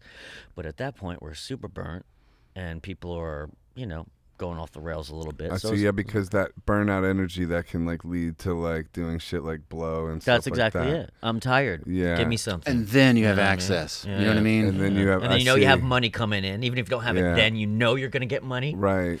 Yeah. It's and, a bad, and you know it could what? be a bad And there's always combination. somebody who just wants to give it to you. Of course. Yeah. Right? Absolutely. You don't even need Yeah. money. Yeah, that's true, too. In fact, you're a damn fool if you spend your own money on it. Yeah, I guess that's true. And the pressure of like making sure you like deliver to this packed house, and then your insecurity coming in with your exhaustion. Sure. And then also, yeah, cocaine is like, becomes an obvious answer, or an answer that a lot of people say yes Not a to. good one. Not a good one. Not a No, great of one. course not. Not a good one in any way, but No, yeah, but it was there. If you could only use it once or twice. To get the job done. Yeah. Yeah. It's not like that, though. Yeah, it's It doesn't not. work like that, unfortunately. It doesn't work like that. Just in a pinch. You know what I mean? yeah. Microdosing. Devil's dandruff. That Bolivian marching powder. Yeah. So you could do that tour. Did you? And then you went straight to New Orleans after that, or what happened? I moved down there. You stayed in Seattle. 3 of the guys moved down there. You, Brad, and Rogers and Glenn all moved to New Orleans. I stayed in Seattle. Why'd you move there? It seemed like a good idea at the time. But you can live there for cheap. You've lived down there before, right? It's amazing. Yeah, I love it. Every time I would tour there, I never wanted to leave there. I love it and there that's too. why Did you ever live there? Yeah, kinda. Yeah, you went down and stayed with Mike or something. Yeah, Mike and yeah. I haven't seen his house. No, I've been in that house. Oh, it's Yeah. amazing. Yeah, it's nice. Yeah, I'm supposed to go soon. Killer. It's like mini Kingsway, actually. Yeah. Not mini, but I've been threatening for some time. I can't believe you haven't been there. So you moved down there. Where'd you move? What neighborhood? I was on Magazine and Upper Line, and Brad was a block away, and Glenn was like 3 blocks away, and we never saw each other. Right. We just went on different trips. I went nuts. What'd you do? It's New Orleans. Yeah. You went nuts. Yeah, you can imagine. yeah, Yeah. and so I had fun, and then we started trying to write, our record, and Christopher, I think, was coming down at that time. I don't know. But then, then we saw Kingsway. Mm-hmm. Dan Lamb And it was like, oh, man, that's the place. That's You the got to place. be in there. The place is gorgeous. And so that's where we did it. And eventually Christopher kind of came down there full time. I lived in the Pontchartrain Hotel for a while, and then I moved into the back of your place. Yeah, you did. Yeah. This is for soup. For soup, Yeah. because 3 of the guys lived there, it just made more sense to run the business out of there. So Well, Shannon and I Kingsway, would. too. I had an indoor pool. It was amazing. It was like, It was incredible. but it's. You had a I paid great pad. That place is $800 a month for this house. That place was With incredible. an And it was indoor like pool. the ceilings, like huge high ceilings. With a back house too, by the way. A back house, Yeah. back apartment, and then it had an indoor pool. It was in a greenhouse that was attached. You could walk out. amazing. Oh, it was amazing. The place was great. Damn. It was crazy. I'm confused on the timeline. So you did the first album. This was in You '94. did that tour, and then the tour ended, and then you guys took a break. Is that when you moved to New Orleans? Yeah, sort of. Yeah, right We then. took a break. Rogers and I and Shannon went up to Mammoth and wrote some songs. That was all around that same So time. it and- wasn't a breakup. It's just like, let's take some Oh yeah, time no, it off. was like we've just worked our asses off. Oh, Now yeah. take a minute. You know what I mean? Everyone took a minute, and some people bought houses. You went and back to L.A.? I went back to Seattle. I stayed in Seattle. Seattle, right. Yeah, I just stayed there because we had made the record, and I was like, well, I'll just stay here. It's And great. he's the one who really, really started learning about recording around then. And Yeah. bought and built a stayed studio in his sane. basement. and- I don't know about sane, but I built a studio in Seattle and just got right into like producing immediately. Right in Seattle. So I don't know about sane, but I definitely Well, you put the money into a positive direction. I did. I knew that I wanted to make records forever, and I thought, well, I could buy a nice car or I can buy an API. So I bought See, an that's the thing that he has, and that's why I'll be destitute. And You he can always won't. use my API. You can always draw my API anytime you want. yeah, and I'll be calling him up for lunch. So, dude, come on, man. I mean, I changed if just being, one more if time. being hipster Matlock doesn't work out for you. Hipster Matlock, I love it. But yeah, so then Kingsway, and you meet Mike Napolitano. Oh, Who see. we immediately loved. I mean, we Legend. were like, Legendary dude, yeah, for man. sure. He was great. Yeah. I miss Mike. Yeah, I do too. I do was just too. thinking about it in my head. I was like, boy, I've Fucking had some love that fun dude. times with I'd that say, guy, dude, man. it's like I talked to him recently. I'm like, man, he's gonna get him out here. and work. Yeah. Help No, us, he's yeah. great. And he produced our Nico record after Shannon passed away because we love Mike so much, and he was there when we were making the Soup record. We said, help us out for the Nico record, and he came up to Seattle and produced that Nico record with us. Nico's here. Is she still here? Yeah. No, is. she left. I don't know. She left. Yeah. We should get her on here in the end. Yeah, I know. Did she split? Somebody text her. But then Soup, how did you guys write the whole album? You came down and then Yeah, we were working a lot. I feel like we were rehearsing in the back of that little room that I Yeah, I had set up a in that? house, that had some good space, and so we kind of set up like, it wasn't like full on, rehearsal. It was like we're kind of working out ideas with a few amps and drums and whatever. But it was people kind of. It was different than the way we did it the first time, which is a lot more everybody's in the room at the same time. We So all there was people like separated some. splitting off Yeah. and like working Yeah. together, and you come in with an idea, and then everybody kind of works it out. Who was producing it? Andy Wallace. Andy Wallace. So he came down for like 2 weeks, I think, right? And we just kind of played. Yep. We sat there and listened. He didn't really change much Why'd you go with him? because he was popular. I have to be honest. I don't remember being a part of the decision. No, here's the truth. We wanted Mario Caldetta, who did all those, if I'm saying his name Beastie right. Boys Beastie records. Boys records. And Those things, yeah. in our mind, we were like, and Mario just made this record called, I just forgot their name. It'll come to me. Mother Tongue. Luscious Jackson, but Mother Tongue. But Mother Tongue was this amazing band from LA, still around. And I remember, are? Yeah, they were out back touring again. They opened up for us at the Palladium, remember? Huh. Yeah. But anyway, I remember hearing that. But anyway, the A&R guy from Capitol was like, yeah, no, you're not going to use, And I don't think Mario was interested anyway. But, and then at some point, Andy's name came around. And Here, let me hit that one. Oh, it's like that. Upgrading. I didn't know that was okay. Yeah, that's okay. Yeah, that's okay. Broadcasting So standards. first, we did this with Alejandro Escoveda. He was like, can we get a spliff? I was like, okay. You just be careful. Yeah, I'll be careful. Yeah. Yeah. It's got PCP in it. Does it? It's my favorite. No, so why didn't you want to work with Dan Lanois? Oh, I would have worked with Dan in a heartbeat. I think Dan had it. We weren't even on his radar, is what I think. So he never came up. And You think so? I mean, think you guys so. were a hit band. I don't know. I don't know that we're like Dan's thing, but for me as a producer, that's what made me want to be a producer. Hearing those Dan records actually Right. at Kingsway. Mike DiPolitano played For the Beauty of Winona for me, and I remember hearing it at Kingsway and just thinking, I have never heard anything sound like this. The sounds were just such a turn on for me, and I was like, I want to be a producer. I was obsessed with Dan. I went out and bought the same board as Dan. I went out and bought the same tape machine as Dan. What board? I bought an API. Is that what he had in there? He had an API and he had a Studer A80, and I heard they were selling one in New Orleans, and I heard like, oh, Dan's gonna buy it, and I scooped in and bought it because I was like, well, if Dan wants it, I want that gear. What about what's this, is the Studer board? Was that cool? Because there's one of those for sale right now. I saw. They're not really cool for like tracking. I think they're cool for mastering. Yeah, you don't see Studer consoles so much, I would say, for tracking, but yeah, he wasn't around. We never saw Dan. We were just at his place. He never came up and hung out. Yeah, he was a big. I played with him inspiration later. for Didn't me. you? Did you do Me that too. gig with? Me Did you too. do that gig with us in New York? when we Yeah, played with absolutely. him? It was amazing for Danny's book. Not Yes, that book, not but that the one, other but book. the other one. Yeah. And playing with him, he was so weird. Oh man, no, I'm a huge fan. Like I studied Gatorgan. him.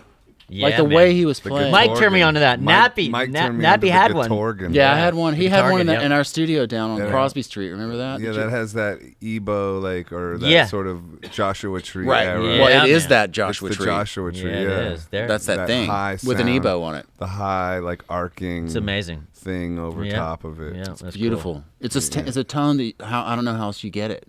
You know what I mean? It's like I it's so know. pure. a unique You know, thing. Yeah, it's cool. Yeah. it's lush. It's high end, but it's lush. What was going on with Shannon? I heard the stories of him being pretty wild when you guys were recording that album. That was definitely the wickedest moment, I would say, of our career. I mean, it was definitely the craziest time, I would say. I was talking about it with Travis on the way over here today. Like it was like because we were talking about the difference in the way his voice sounds on the first and the second record, and you can hear it. It's almost it's hollowed out a little bit, you know, because I don't think he was like able to access that emotional like depth that he. Well, was like- cocaine will do that to you. Yeah, right. That's what it was. That will rob your soul. Yeah. That's the It trade-off. sure will. It'll give you a little bit of energy, but it'll like gut your soul. That's the truth. Yeah. Yeah. it's You true. know. J.J. Cale has pontificated on that very idea. Yeah, very Elaborated. soulfully. Yeah, Yeah. I love that song. It's so soulful. I mean, I love Clapton so much, so that Clapton's version of that is just killer. I mean, But I like the J.J. Cale You do, versions. Yeah. Just that tone of that guitar that's like that warm, like clean, bluesy lead that he plays. It's just so identifiable to him. I can The identify sound. with him. Yeah. You know, I don't know. Like I feel like he's not necessarily this like a star. You know what I mean? Mm-hmm. But he has something to contribute. Right. I like that.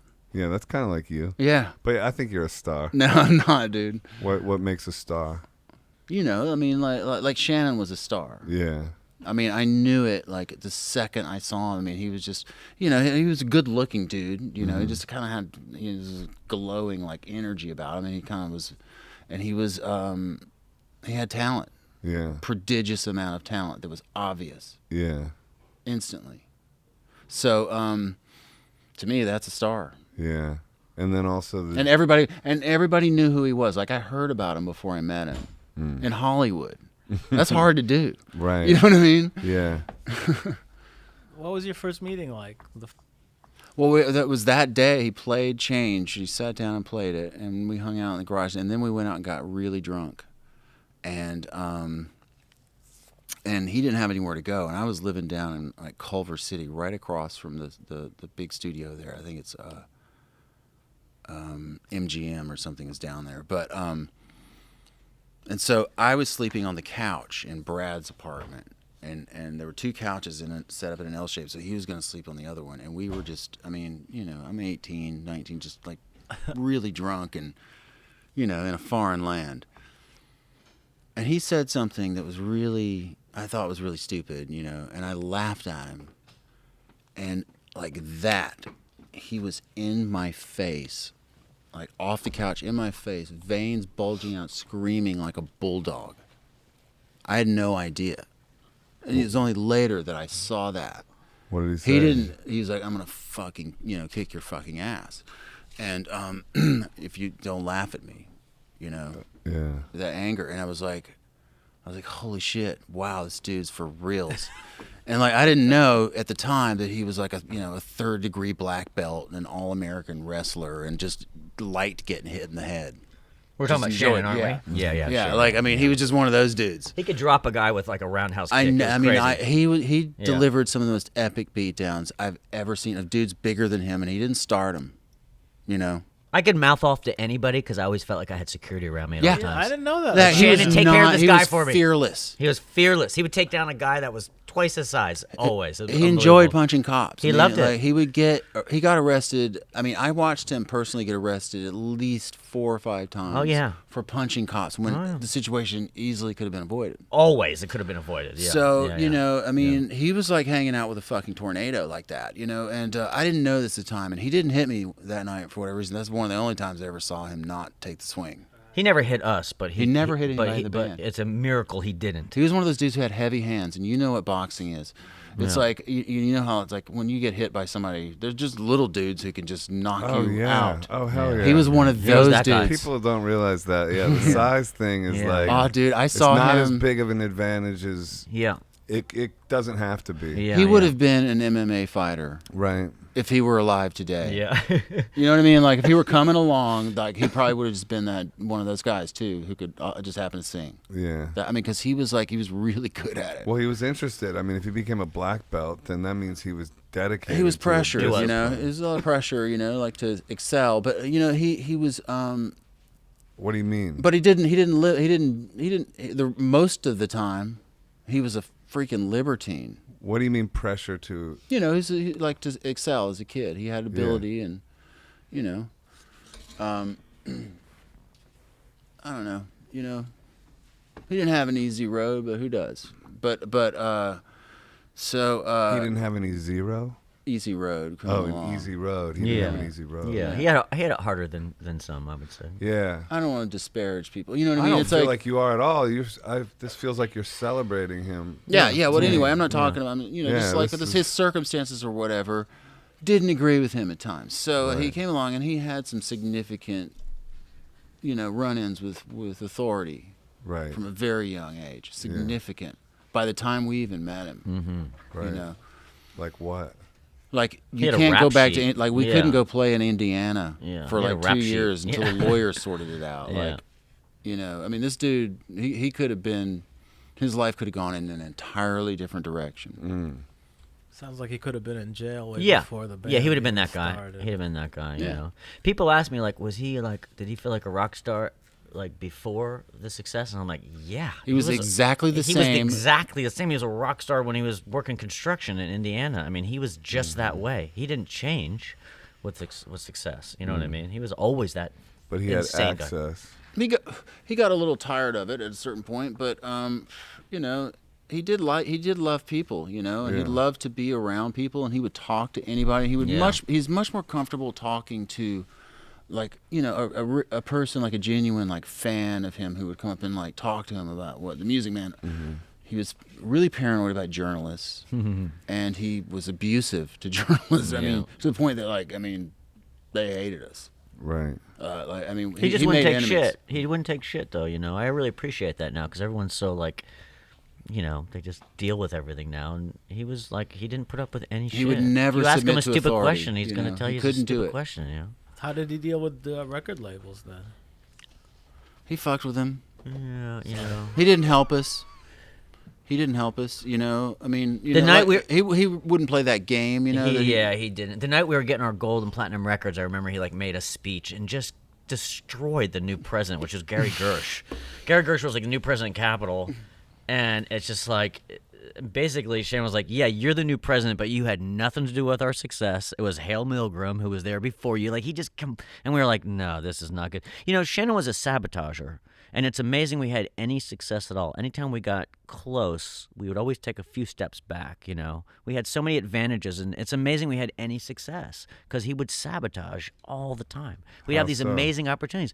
Well, hey, you're going to sing with Guns N' Roses tonight. We go to the show, and Shannon gets so wasted, he comes to 3 hours after the show's over and goes, when do I play? Right. We're like, the show's over. We're on the way home. I forgot about that. You blew it. Wow. Don't you remember? We're riding in. So Axl sends a limo for us. We go that to the was show. fun. I do remember that. Fun. Yeah. See, that's what happened. We were backstage. Shannon hits Doug Goldstein. Got into a fight with Doug. I mean, it was just. This is right. Crazy. He punched our manager. I'll never forget because on the way home from the limo, we're driving the car. We're like, yeah, man, the show's over. And he rolls down the window. He's drinking some cocktail, and he rolls down the window. And I'll just never forget. He goes, just throws it out the window, and I was just like, he was just out of his mind, It was a bummer. So he would say that's a great opportunity. You're gonna play with Guns N' Roses tonight. He gets so wasted he never makes it to the stage. He pulled it off on another night though. He did, but that's still a sabotage moment, and he did that. It was all great. the time. Yeah, he played in the L.A. Coliseum. That was incredible. It was amazing, and we're all like, we hadn't done anything yet. We hadn't even played maybe 2 shows or something. Yeah, no one and knew this is we were. happening to him.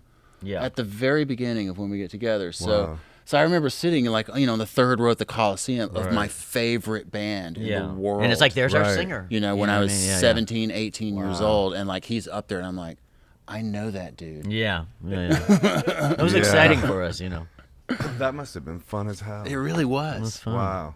What a ride. It was a ride. I knew Axl, we hung out a little bit. It's cool. I mean, it's like the universe just presenting you this is your future. Yeah. We went out with them. What was Axl like?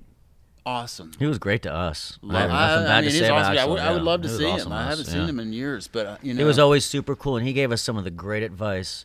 He told us to never sell our publishing, which was really the single smartest thing we ever did in business. For Blind Melon was the smartest thing, and that came from Axl. We were offered tons of money, and if I didn't know any better, back when that happened, if I didn't know any better, I'd been like, "That's a lot of money. We got to take that money." And Shannon's like, "No, Axl said never sell your publishing." We're like, "Man, that's a lot of money, man. There's a lot of zeros on that. Axl's not your daddy. There's a lot of zeros on that number, man." Because we were broke ass at the time. We were so broke, and then they're offering us all this money, and we're like, "Nope, we're not taking it. We're not taking it. No, thank you." Yeah, because we would. Yeah. But it's paid a dividend for 30 years, so it was the smartest thing we ever did. It worked. Yeah. But he was super cool, and we went really cool, he kind of he could see that I was I was definitely wet behind the ears in L.A. I didn't know shit. I was fresh off the farm. Right.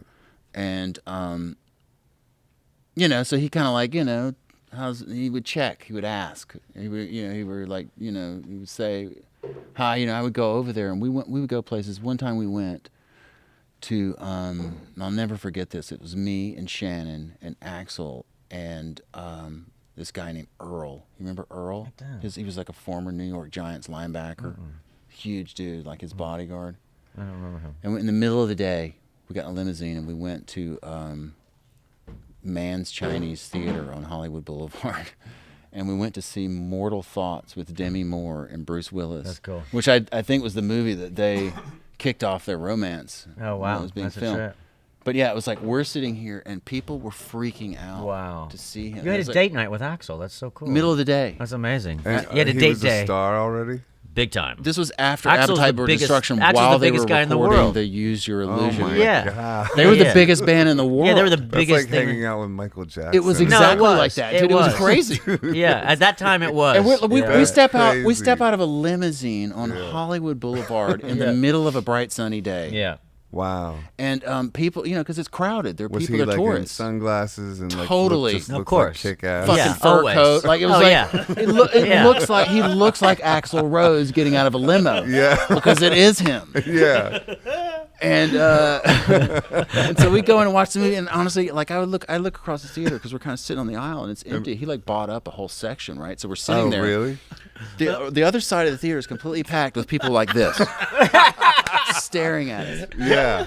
I was like, Holy this is shit. fun. This is That, wild. that must have been such a rush, dude. Dude, it was crazy. That must have been the biggest rush. I didn't know anything, like Holy shit, dude. I came from a small town in Mississippi, so that was like, and I knew about them. I drove like 3-4 hours several times to see them play around the South, and I was living at home, And when you say they're your favorite band, you're not kidding. They were just so badass. Dude, they were huge. And just amazing. There's very few bands in the history of this thing that ever get to be as big as they were. They were Right. celebrities beyond They really were. music. Yeah. Yeah, You know what I mean? They were Yeah, like, absolutely. they're on the cover of the tabloids and stuff. Yeah. that's true. They don't make them like that anymore. No, he was. I mean, he was great. He was. I don't know. He's misunderstood. I will say that. Yeah. I'm not trying to hold this. You're looking at it. No, I'm stoned. But this is I told you. This is fantastic though. Like it's actually very Axl fun. Stories. Come on. But like I was just gonna say like it's crazy because then Shannon filmed everything. Yeah. Yeah. Like so he had this side of just like, but maybe being in like he had this sort of aggressive side or whatever, or this other side. Maybe aggressive's not even the right way to put it, but just the tortured snap at you side or whatever, protector too. He had that. Like shadow. Yeah. A lot of shadow energy. Yeah. But then also all this light energy. He did. He had both. That was the thing too. And You're like absolutely right. Yeah. He had both. after the storm happened, it was always like this. He'd be the dude because I lived with him for a while in Hollywood. Yeah. And so shit would happen, get arrested or some stuff like there'd be police or whatever. There's a fight. Him and Axl fighting in the front yard. Yeah. Stupid shit. The neighbors calling and the They'd have cops showing boxing up and like matches. they were like, It's crazy. it's so much funny Axl and stuff. Shannon would I both. just going at it in our Going front at yard, it, right yeah. outside my bedroom Like window. with gloves? Or? No, with gloves. No, just like a punching real each other fight. out in Like a drunk I'm mad at you. street fight. Yeah, Oh, yeah. for real street Yeah. fight. yeah. No, like I'm mad at you. That's the way they fighting. communicated Yeah. sometimes. But then I love you because we're from Indiana, Right. so we fight And so then to show our love. And so then the next morning, and they would trash the house or whatever. And I lived in a really small bungalow, right, in Hollywood. It was literally a Hollywood bungalow, dude. Mm-hmm. And right, you went over that Yeah, house. DeLongpre on Yeah, it was DeLongpre, great. yeah. And he, it would get trashed, whatever. But he would get up in the morning before you would ever get up, and he would clean everything up, fucking make you breakfast, and apologize. Yeah, that was Shannon. Every time. That was Shannon. Yeah. Tell you he loved you. Right. He was the best at apologizing because he fucked up so much. He was Right. genius. But he meant it though. apologizing. It But he wasn't meant just- it. No, he was it was like he was it was just a authentic. genuine dude. Yeah, Like he was yeah. full of emotions. Yeah, yeah. You He know, was and truly many sorry of the them, next day. it was you like know? he was a mercurial guy, and he was he had a lot of anger, but he also had a lot of love He for sure his did. friends. Yeah. Like it was like overwhelming, and he kept in touch with a lot of people, and he had real meaningful relationships with people. Mm-hmm. So And he filmed everything. Yeah. That's just bizarre. Yeah, to 'Cause think. I like watching that film that Danny made, Yeah. Danny Clinch, and yeah, you sat next to me. I sat next to you, and you were right there too. Yeah, yeah. You were my canary in a coal mine. I told you this. I was like, if you liked it, I was going, that's cool then. That's going to be good. I fucking loved it. Yeah. It was beautiful. I think it's I think it's really cool. It was beautiful, and I don't know. Just like the proximity to maybe that kind of like star power in Axl Rose maybe set him off in that direction. Who knows? Yeah, He he thought was he was already gonna- there. He Oh, thought he he was was going to already be a doing legend. that. He knew he was going to be a legend. I mean, he just had that in him. Axl, everybody loved him. Yeah. Yeah. I mean, Axl thought that kid's a star. I mean, everybody Yeah. did. you Everybody know? did. Right. It was undeniable. It really was. I mean, yeah. There was never a situation. I mean, he would have done something no matter what. you Or know? ended up in jail, like we were talking Right, about. but I mean, I think he was just he had. I think his good overwhelmed his bad, at least at that time. Yeah. And he was clearly, and I don't know, for whatever reason, we just got on well, Right. and he was loyal, in that way. Yeah. So it was, it was great. Yeah, you could see that in that film. Just his love for everybody in the whole situation. Yeah. He had that in spades. I feel like I want to go watch cartoons and eat Cocoa Puffs right now. God. I know what you mean. Maybe we can do that. Can we go just back? So Soup came You want to out. hear Axl Rose Stories? I would love Axl Rose Stories, but I'll keep telling them I need a beer. Hold on. Right over There's there. No ale, refrigerator. there's No, look behind that amp is a refrigerator. Do they have any IPAs? That's all I want. I think they do. I good. swear in there. Yeah, I think they have some Okay, nasty ass everything's IPAs different over now. there. and all the songs on Soup. Sorry that I'm going back to that. Did everyone again write them together? No, All- at that point, because we all just made a little bit of money, the band kind of separates. So, everyone at that point starts to write a little more individually than we had on the first record. We're not living in the same house together, so we're working up the songs together, but like people were writing separately for the first time, I would say, on the Soup record, More so. Not all of them, but more so than on the first record. And when that came out, that wasn't really like, it's got amazing songs on it, but it wasn't as much a success as the first album. Not in any way. It was Right. it was panned. Rolling Stone, gave us a star and a half and said it was a piece of shit. And then 20 years later, they said it was a great record. But at the time, Did they? Yeah, I don't absolutely. think they ever did. Yeah, 20 years later, they was like, 90s, one of the great records of the 90s. But at the time, they gave us a star and a half and just completely So blew us out. And at that point, that's the most powerful place to find out about new music. It's it's pre-internet. Now no offense, they don't really mean what they used to mean. You know what I mean? But back then, you looked at Rolling Stone to tell But you call what us was cool. if you want to talk. yeah. But we'd love to talk if you want. No, they don't have the same meaning as they used to. They just don't. I mean, surely they can admit that too. Back then it was like they were more important in that sense. Did you that know? have When any they slammed effect? us, it was not good for us. did it have any effect on you guys? It Because did, after and the album came out, you and- went on a tour. Yeah. I remember people being bummed, but you know what? Had it gone on, because it ended so quickly after that. Had it gone on, we would have gotten over it. Of course and we would have would've. done it. But it was Done like, a third album. But in It the wasn't time, just it that. hurt I us. think- In the time, it did hurt. I think people, because we didn't make a song that was like the one that people really liked. You know? Yeah. We made a weird dark record, but we were really proud of it. I thought it was really good at the time, so I was so shocked to find out that The first single on that was Galaxy. Yeah. I was like, fools, all of you. Yeah, I was like, right, yeah. Christopher? I thought it was great. We were I was so- angry. I No. was. It hurt me. I don't know. Look, I mean, I don't think it was a particularly easy listen. Yeah, even for a fan, it was weird. No, it's like it's Yeah, a no. grower, It not a grows on shower. you. Oddly It enough, grows it has on more shelf life now, though. Really? Than, Which one are you talking about? To me, Soup. I would say our fan base like likes the Mouthful Soup of record. Cavities is Yeah. just like Yeah, incredible. I love And that Galaxy song. and- Yeah. it's Yeah. just a great album. So Yeah. how long after that came out did Shannon pass? Well, the record came out, and he passed a month into the release of the record. If even okay. that, we had been on the tour for like 2 weeks, I think. We were just getting ready to release Toes Across the Floor, our new another video, great and then one. Shannon died. And we made these stupid videos, and like they didn't look good. We didn't look good. They weren't real. They didn't feel real necessarily. Some of them. Yeah. We made one or two good ones, and then the rest of it was just a big waste of money. I don't think they helped us, and because this was the time when we really weren't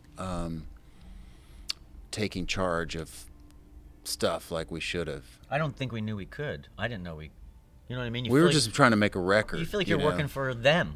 You I feel don't know you like what we're supposed to look like. You know what I mean? Mm-hmm. So this is how we look. Here it is. Yeah.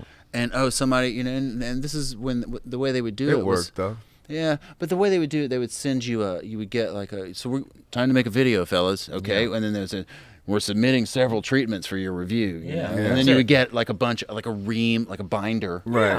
and you That would was it. read these things, and they're like, Yeah. this all sounds like fucking nonsense. Yeah, and But don't you have know. to pick one anyway. You gotta pick and, one. Yeah. And also, it's not totally really your decision because people are like pushing you in directions. Absolutely. Right, For there's- sure. Definitely. And they're it's masters at it. And they're masters at it. And you're young. And it's like, yeah. And all of it sucks. So you're kind of like not going to like Yeah. passionately dig in one And then way or the also other. you're like, fuck, they're gonna put me on TV. You know what I mean? It's like, Yeah. I'll do that. You Yeah. know, like I don't. Right. But I don't know. And then all that goes away. And then it's like, well, Yeah, because what we are is something kind of different than the way we were presented.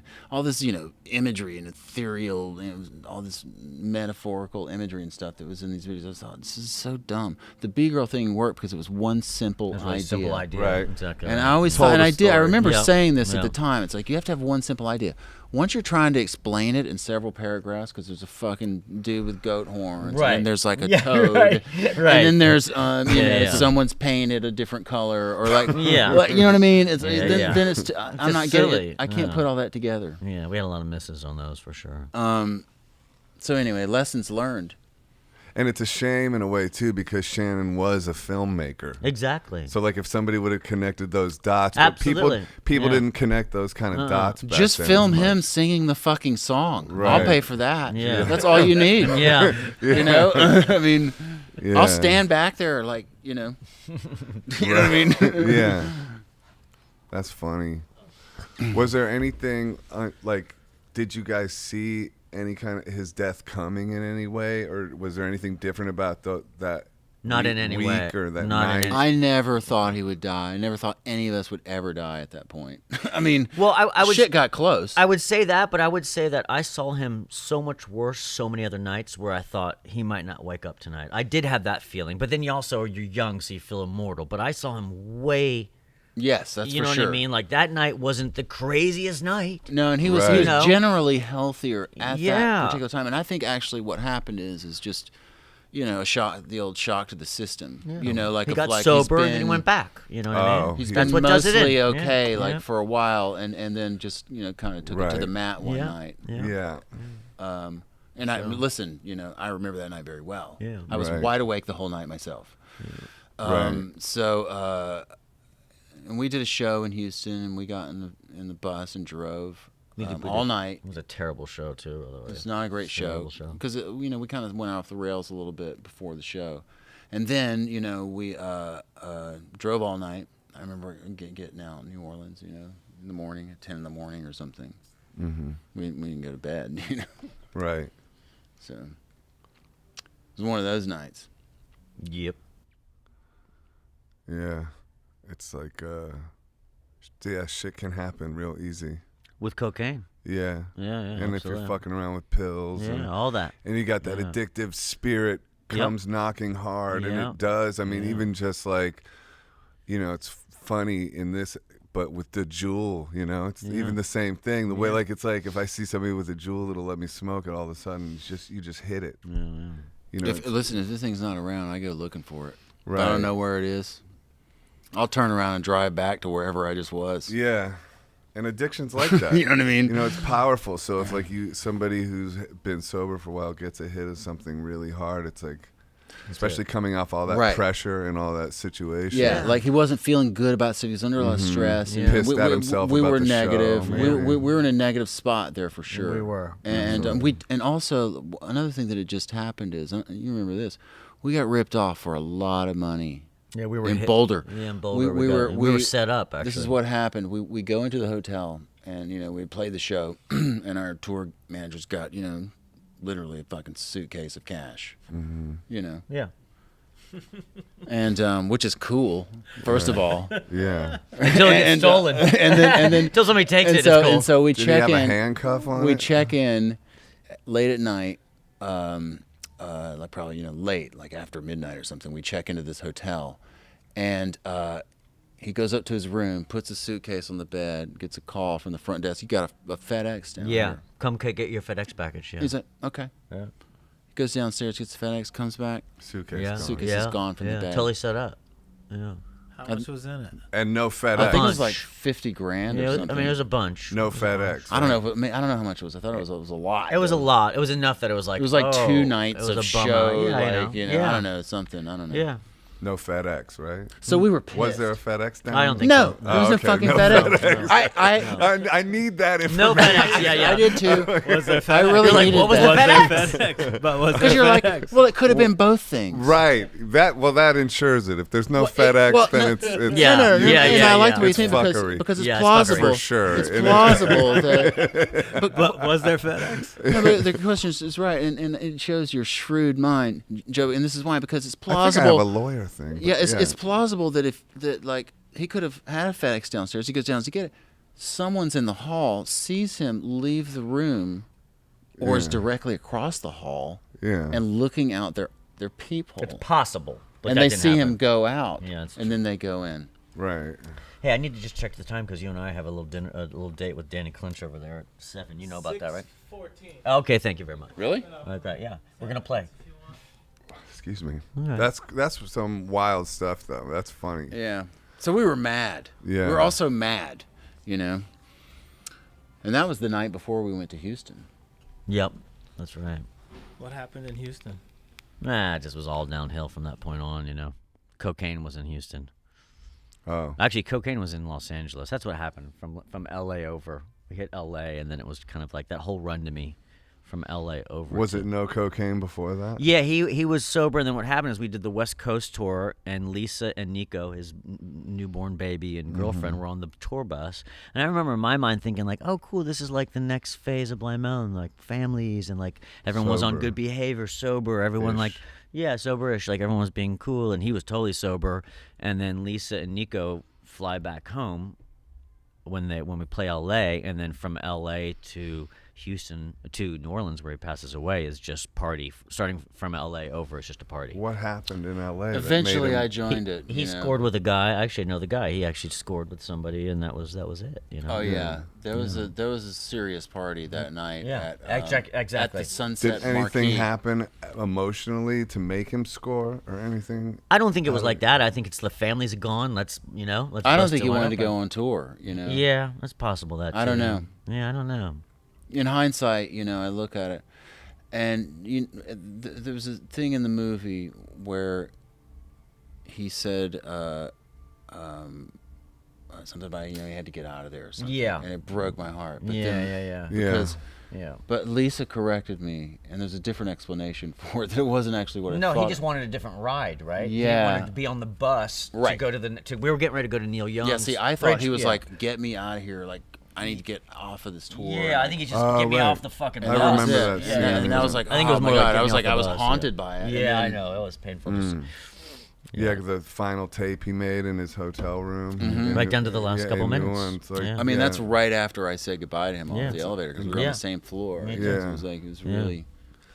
Yeah, I saw that tape, and it doesn't seem like he was that out of it. in That's tape the at most all. frustrating clip in the whole movie. I look at that and I go, "That's the guy who's going to pass away in an Right, hour." it doesn't make sense. What like it's like the movie gave me less answers, which made me even more frustrated. When you see that film and he looks completely fine. He did. He's totally I sober. He's agree. drinking water. He's not Yeah. fucked up. He's not. Nah.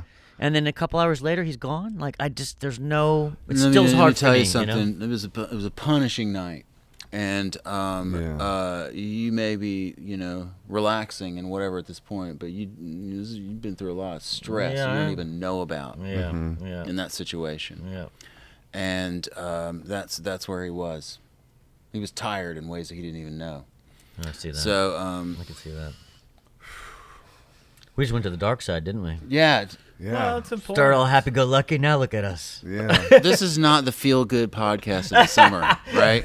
No. Should we go back to the B-girl? She's adorable. You see, she just had a baby. She's had a baby. That's She's had a right. baby, That's yeah. right. Let's talk about her. Yeah. Yeah, but No, go back to that night. Who was the know, person man. who found him? I don't know. man. Yeah, our crew guys found him in a bunk on the bus. What was your first reaction after when somebody told you that he passed away? I'll never forget it. I ran to the bathroom and threw up. Really? Yeah. Our manager, we used to get these amazing phone calls. Like we'd be in bed and when things were going really well, we'd get these amazing phone calls from our manager Chris Jones and be like, "Hey man, you're number 10 on the charts today, and next week Tuesday, hey, you're number 3, whatever." So we get all these fun phone calls, and I'll never forget getting the phone call. That same phone call I thought I was getting, and he was like, "Shannon's dead." It was like it didn't register to me other than I ran to the bathroom. I remember immediately throwing up. That's what he said. Shannon's dead. Yeah, something to that effect. Shannon's gone. Shannon's dead. Shannon passed away. Whatever it was, Just immediately, I picked up the phone thinking I was getting one of those, "Hey, you sold this many records this week," or whatever it was, or something, and that was it. And I remember Brad came to my room, and that was just, It was a fucking weird day after that. Yeah. Weird day. It's so weird. Speaking of that, did you end up with me, Nappy, and Brad that night? No, you didn't. No, I was in shock. Yeah. I had no emotional response, you know. I couldn't. It didn't hit us till late. I couldn't feel it, weird, you know. yeah. I was just like.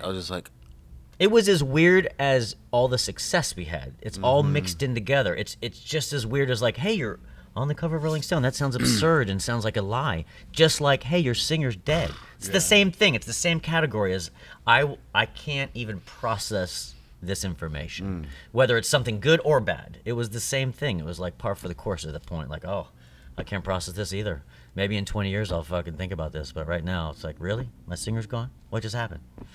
You know, it was hard. It was a real hard. We were all of us were all eggs in the basket, you know. Yeah. Everything. You're completely. There was no other thing in my life, you know, at that time. It was like all that I did, all that I thought about. All of us. Well, that's of course. all. That's I all. mean, It's, you know, everything you know, is Blind Melon like, 24/7. Of course. Yeah, Yeah. that's it. You know, and You know? it's so much success. Like Yeah, that. I mean, it was like, you know, Can't and do then it anything was else. like all of a sudden, boom, it was over. And it's not just like, hey, your friend died. It's like, hey, your friend and the CEO of your company died. Yeah, like it's The not. If president- I died, you could have kept going. Dude, Dude, seriously. cover in a day or two. You're fucking, Cry a little bit, I'll be I have fine. some recommendations actually, but but not him. No, it was just the whole thing. Just you're done. One day, and then you're done. So instantly, it was over. Instantly, in one phone call, it's over. Did- Just like that, your whole life is Blind Melon, No, 24/7. Then the in one band, phone call, you're done. All of you, like Done. That's it. Was there like a meeting after? Like We hey, hung what out are at we Glenn. doing? Yeah, we hung out at Glenn's house, and I think we just were like, we got to continue because it's all we knew. We didn't know what else to do with our And lives. then my dad showed up and got hammered. I remember that. Oh, I don't remember that. At Glenn's house? Yeah, Oh, that's a trip. yeah, it was a trip. Wow. It was a little insensitive, I thought. Well, people deal with pain in different ways. You can't judge him. We're good. Nah, he was. Your dad was awesome. He was. He was like a Shannon Hoon, actually. He He had the kinda same was. charisma, honestly. If he wasn't a lawyer, he would have been a singer for our band. He had a big How personality. come you didn't get any of that charisma? I don't know. I'm just kidding. I'm just kidding. I'm like wallpaper. You just so not He's a chip off the old block, right? completely. Am I right about that? Yeah. Yeah. Yeah. My dad was a legend. Yeah, he was. Yeah. He was No, a you powerful both personality. have that. You both have that for sure. But you guys now recently have a singer. Well, not recently. Travis has been in the band for 12 years now, since Yeah. 2007. Is that 12 years? I don't know, but Yeah. since 2007, Travis Right. has been with us. So I just mean like bringing it into more recent times from where we just were. Oh, yeah. You Yeah, know, we like you shot guys- ourselves in the foot for a while. You guys didn't immediately get a we had singer. 15 years of off. Yeah, 15 years. Yeah, so yeah, that yeah. that, was, Yeah, that yeah, could yeah. have very easily been like Dude, never we're again. seriously like You guys, We we thought have it was very never little again. time left to get this thing done. You know what I mean? Yeah. At this point, there's been a lot of years. right? What made you do that for 15 years, or wait so long to get back to? We it? weren't trying to get back together when Right. Travis came along. Nobody could do the job. We tried with a few people, and for me personally, I'll just say how I felt. It just felt like Shannon was we missing. quit trying, yeah, like, just we quickly. quit trying. So Just you felt tried weird. immediately after? Did No, you like a try? couple of years later. Couple years later? Yeah. A couple years Yeah, later, we and- tried. but We it tried a never few worked. times too. We tried a few times, and then coincidentally, out of nowhere, we met Travis, and it just seemed like, wow, we should go play these songs again. Where'd you meet him? Brad and I were producing and owned a studio called Studio Wishbone in North Hollywood, and this guy named Kevin Carvel from Atlantic. Like, as a producer, you get those phone calls like, hey, we got this kid, you should write songs with him. And so Travis went in and had a meeting with Atlantic, and they said, who are your favorite bands? And he said, Blind Melon. It just so happens Kevin Carvel was a friend of ours, and Kevin said, oh, I know those guys. I'll hook you up with them. So Travis shows up, and we just immediately were like, oh, boy, who does he remind you of? You know what I mean? The good and the bad.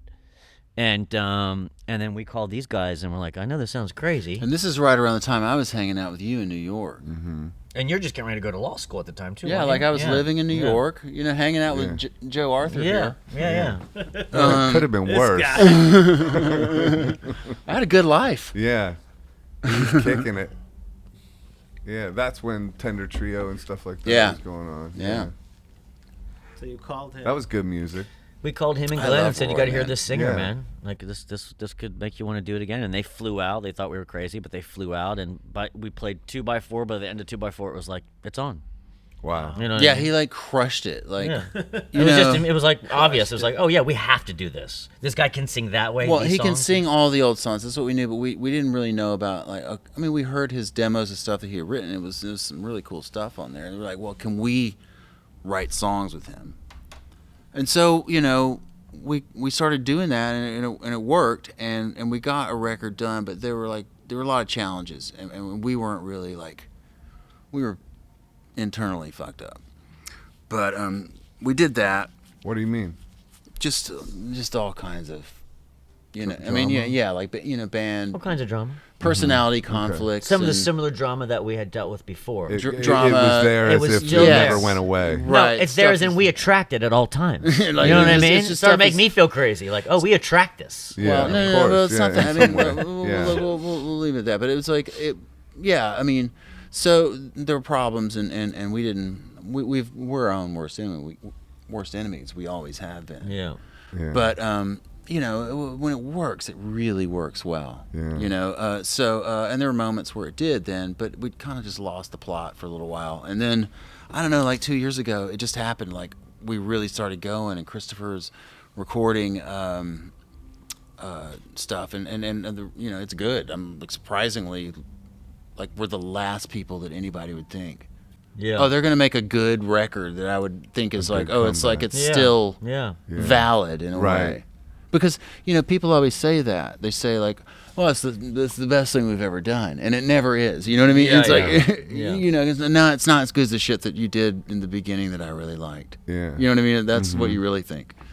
My new album's coming out. It's on the best shit you've thing ever you ever done. did. 10, 11, and it's, I think, the best thing Of I've course ever it done. I bet it is. You have to feel that way, don't you? Yeah, but see, you are an explorer, my friend. You'll always land on something good. Thank you. Yeah. Yeah. You're not trying to repeat yourself, and No. you're just going. I actually don't even think it's the best thing I've ever done because I just think I do different things. You hear So that? You heard it here first. It's not a must buy. There you go. That's the tag. Is that the tagline on the record? No, I just think, you know, Fair to middling. There's your album title.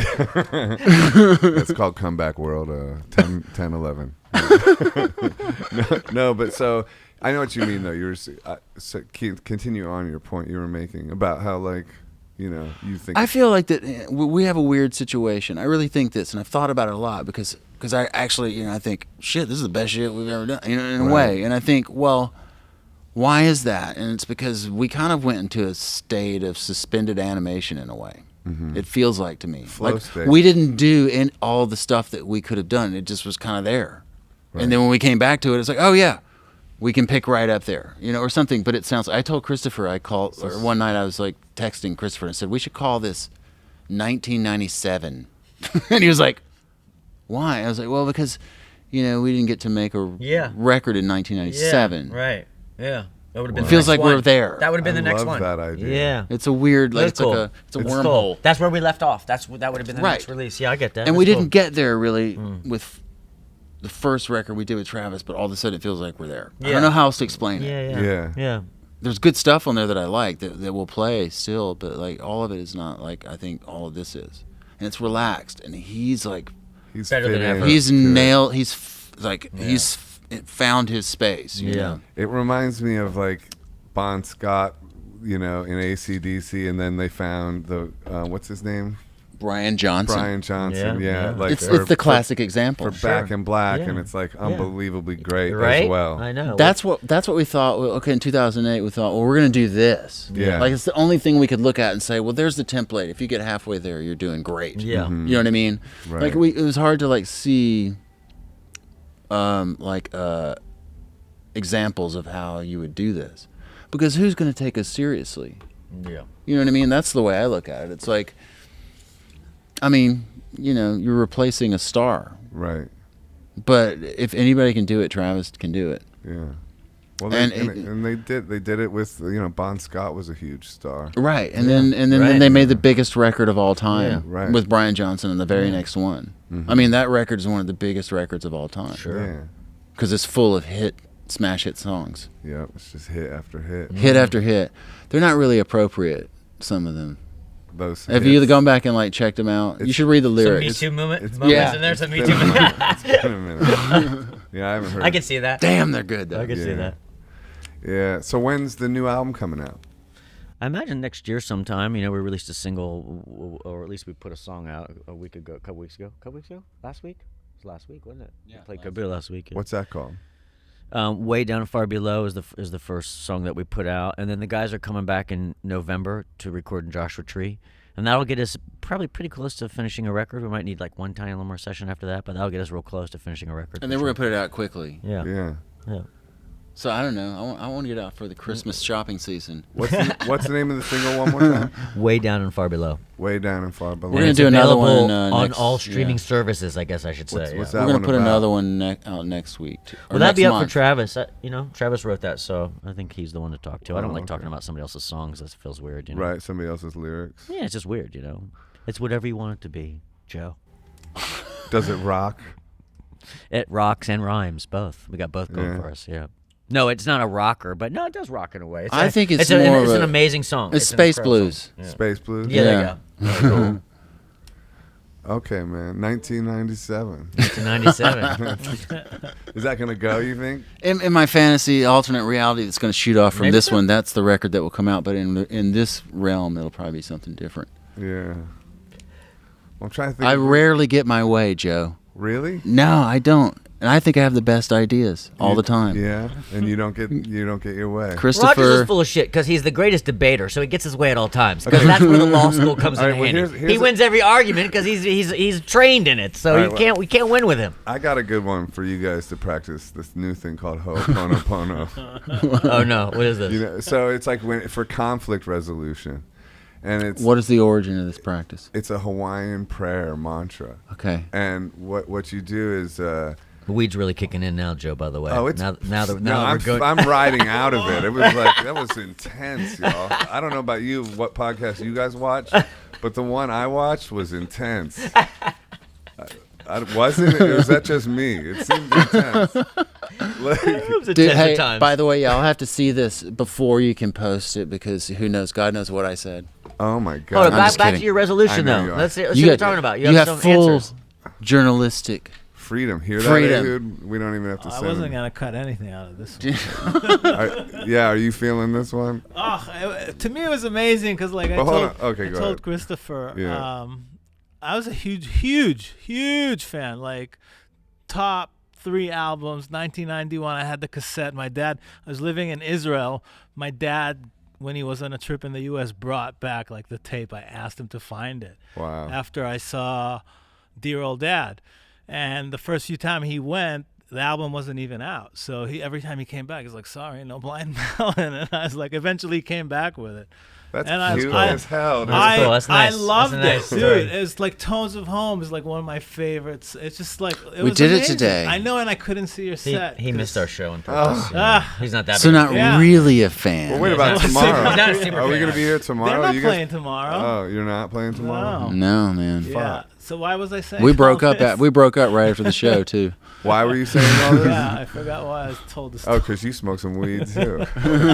Anyway, that was a beautiful Oh no! story, So it was dude. amazing to hear you guys talk about that stuff, and Oh, you the know, it's the episode, side.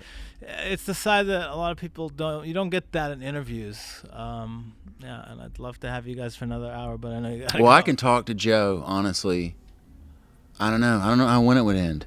Yeah, man. I feel like I want just to go. make you breakfast. I know. I have similar feelings. That's like to get in why on we that. vibe. I believe they call that a bromance. Oh, I shouldn't have said it out loud. Now it's weird.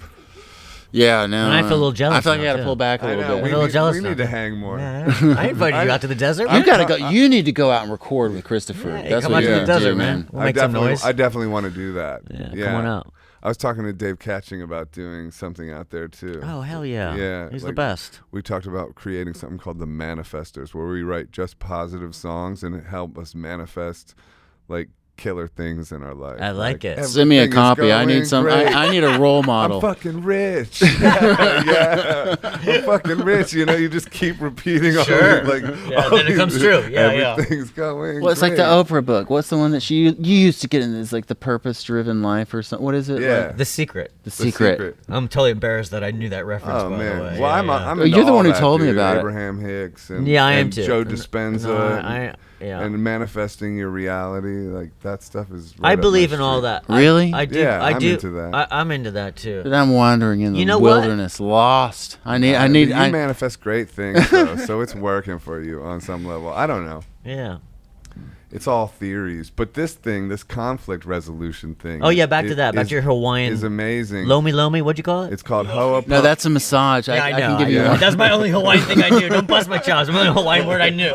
I was just trying to fit in here with the Hawaiian. Yeah, that's a weird. So tell me about Lomi. I got a place down by the airport. Chris, no. I like the way you say that. Lomi. Lomi. No, but It seriously. sounds a lot like something else.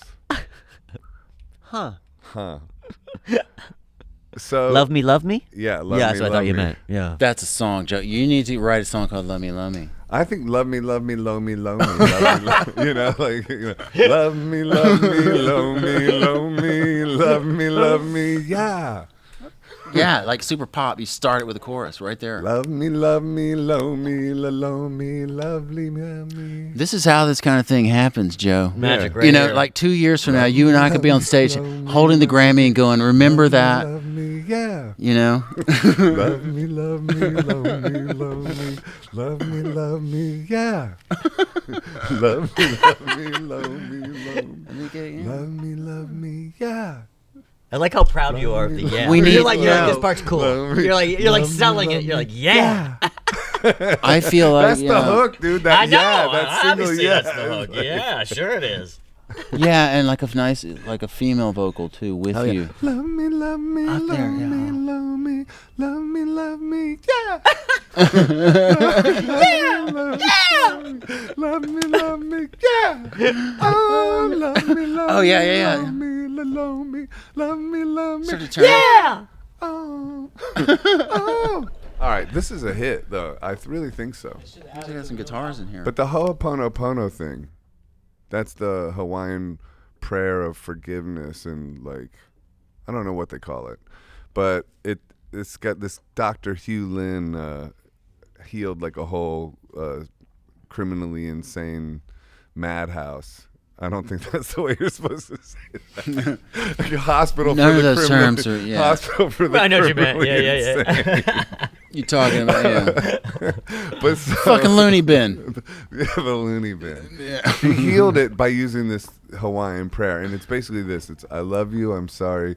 Let's say it together and see what we feel. I don't know what it is. Ready? We're gonna go. And then Okay, just here we go. But no, we have to look each other in the eyes. I Okay. love you. I'm sorry. Please forgive me. Thank you. I love you. I'm sorry. Please forgive Hold me. me. Thank you. Thank you. I love you. I'm sorry. Sorry. Please forgive me. Thank you. Fuck Okay. I off. love you. Yeah, I I'm can't. Sorry. Please, see how it hit something. It hit a little thing.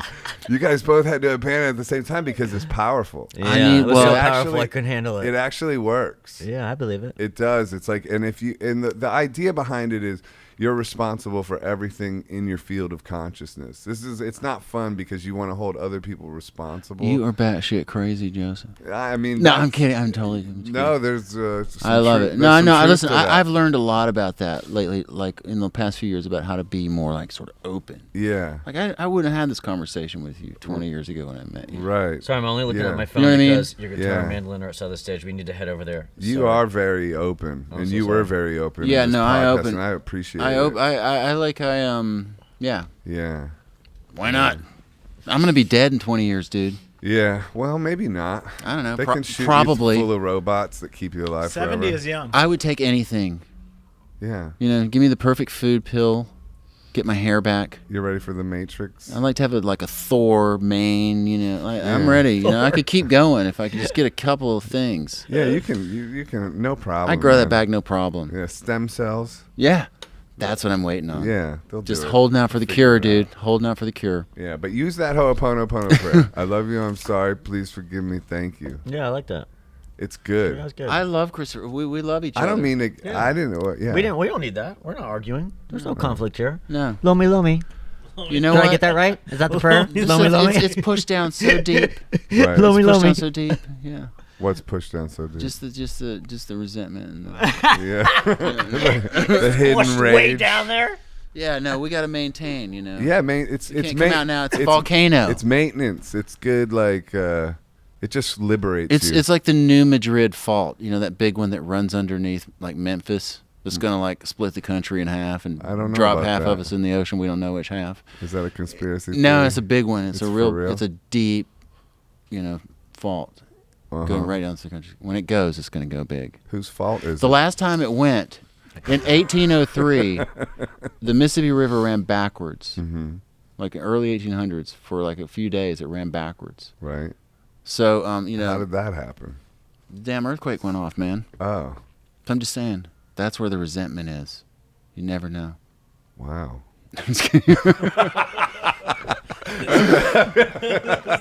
Wow, that's a heavy way to Dude, wrap I don't this know shit where up. I was just like, I don't know, I was following a trail and there. I'm gonna wrap it It up was- because it I have was to use the awesome. bathroom. Thank you Yeah. so much. All right, yeah, we gotta go. Dude, this Thank was you, guys. amazing. It was an honor. Fuck, it so was an fun, honor, man. dude. That's so fun. Thank you so much. You're good at this, Joe. You're really good at this. Thank you, man. Yeah, it was fun, man.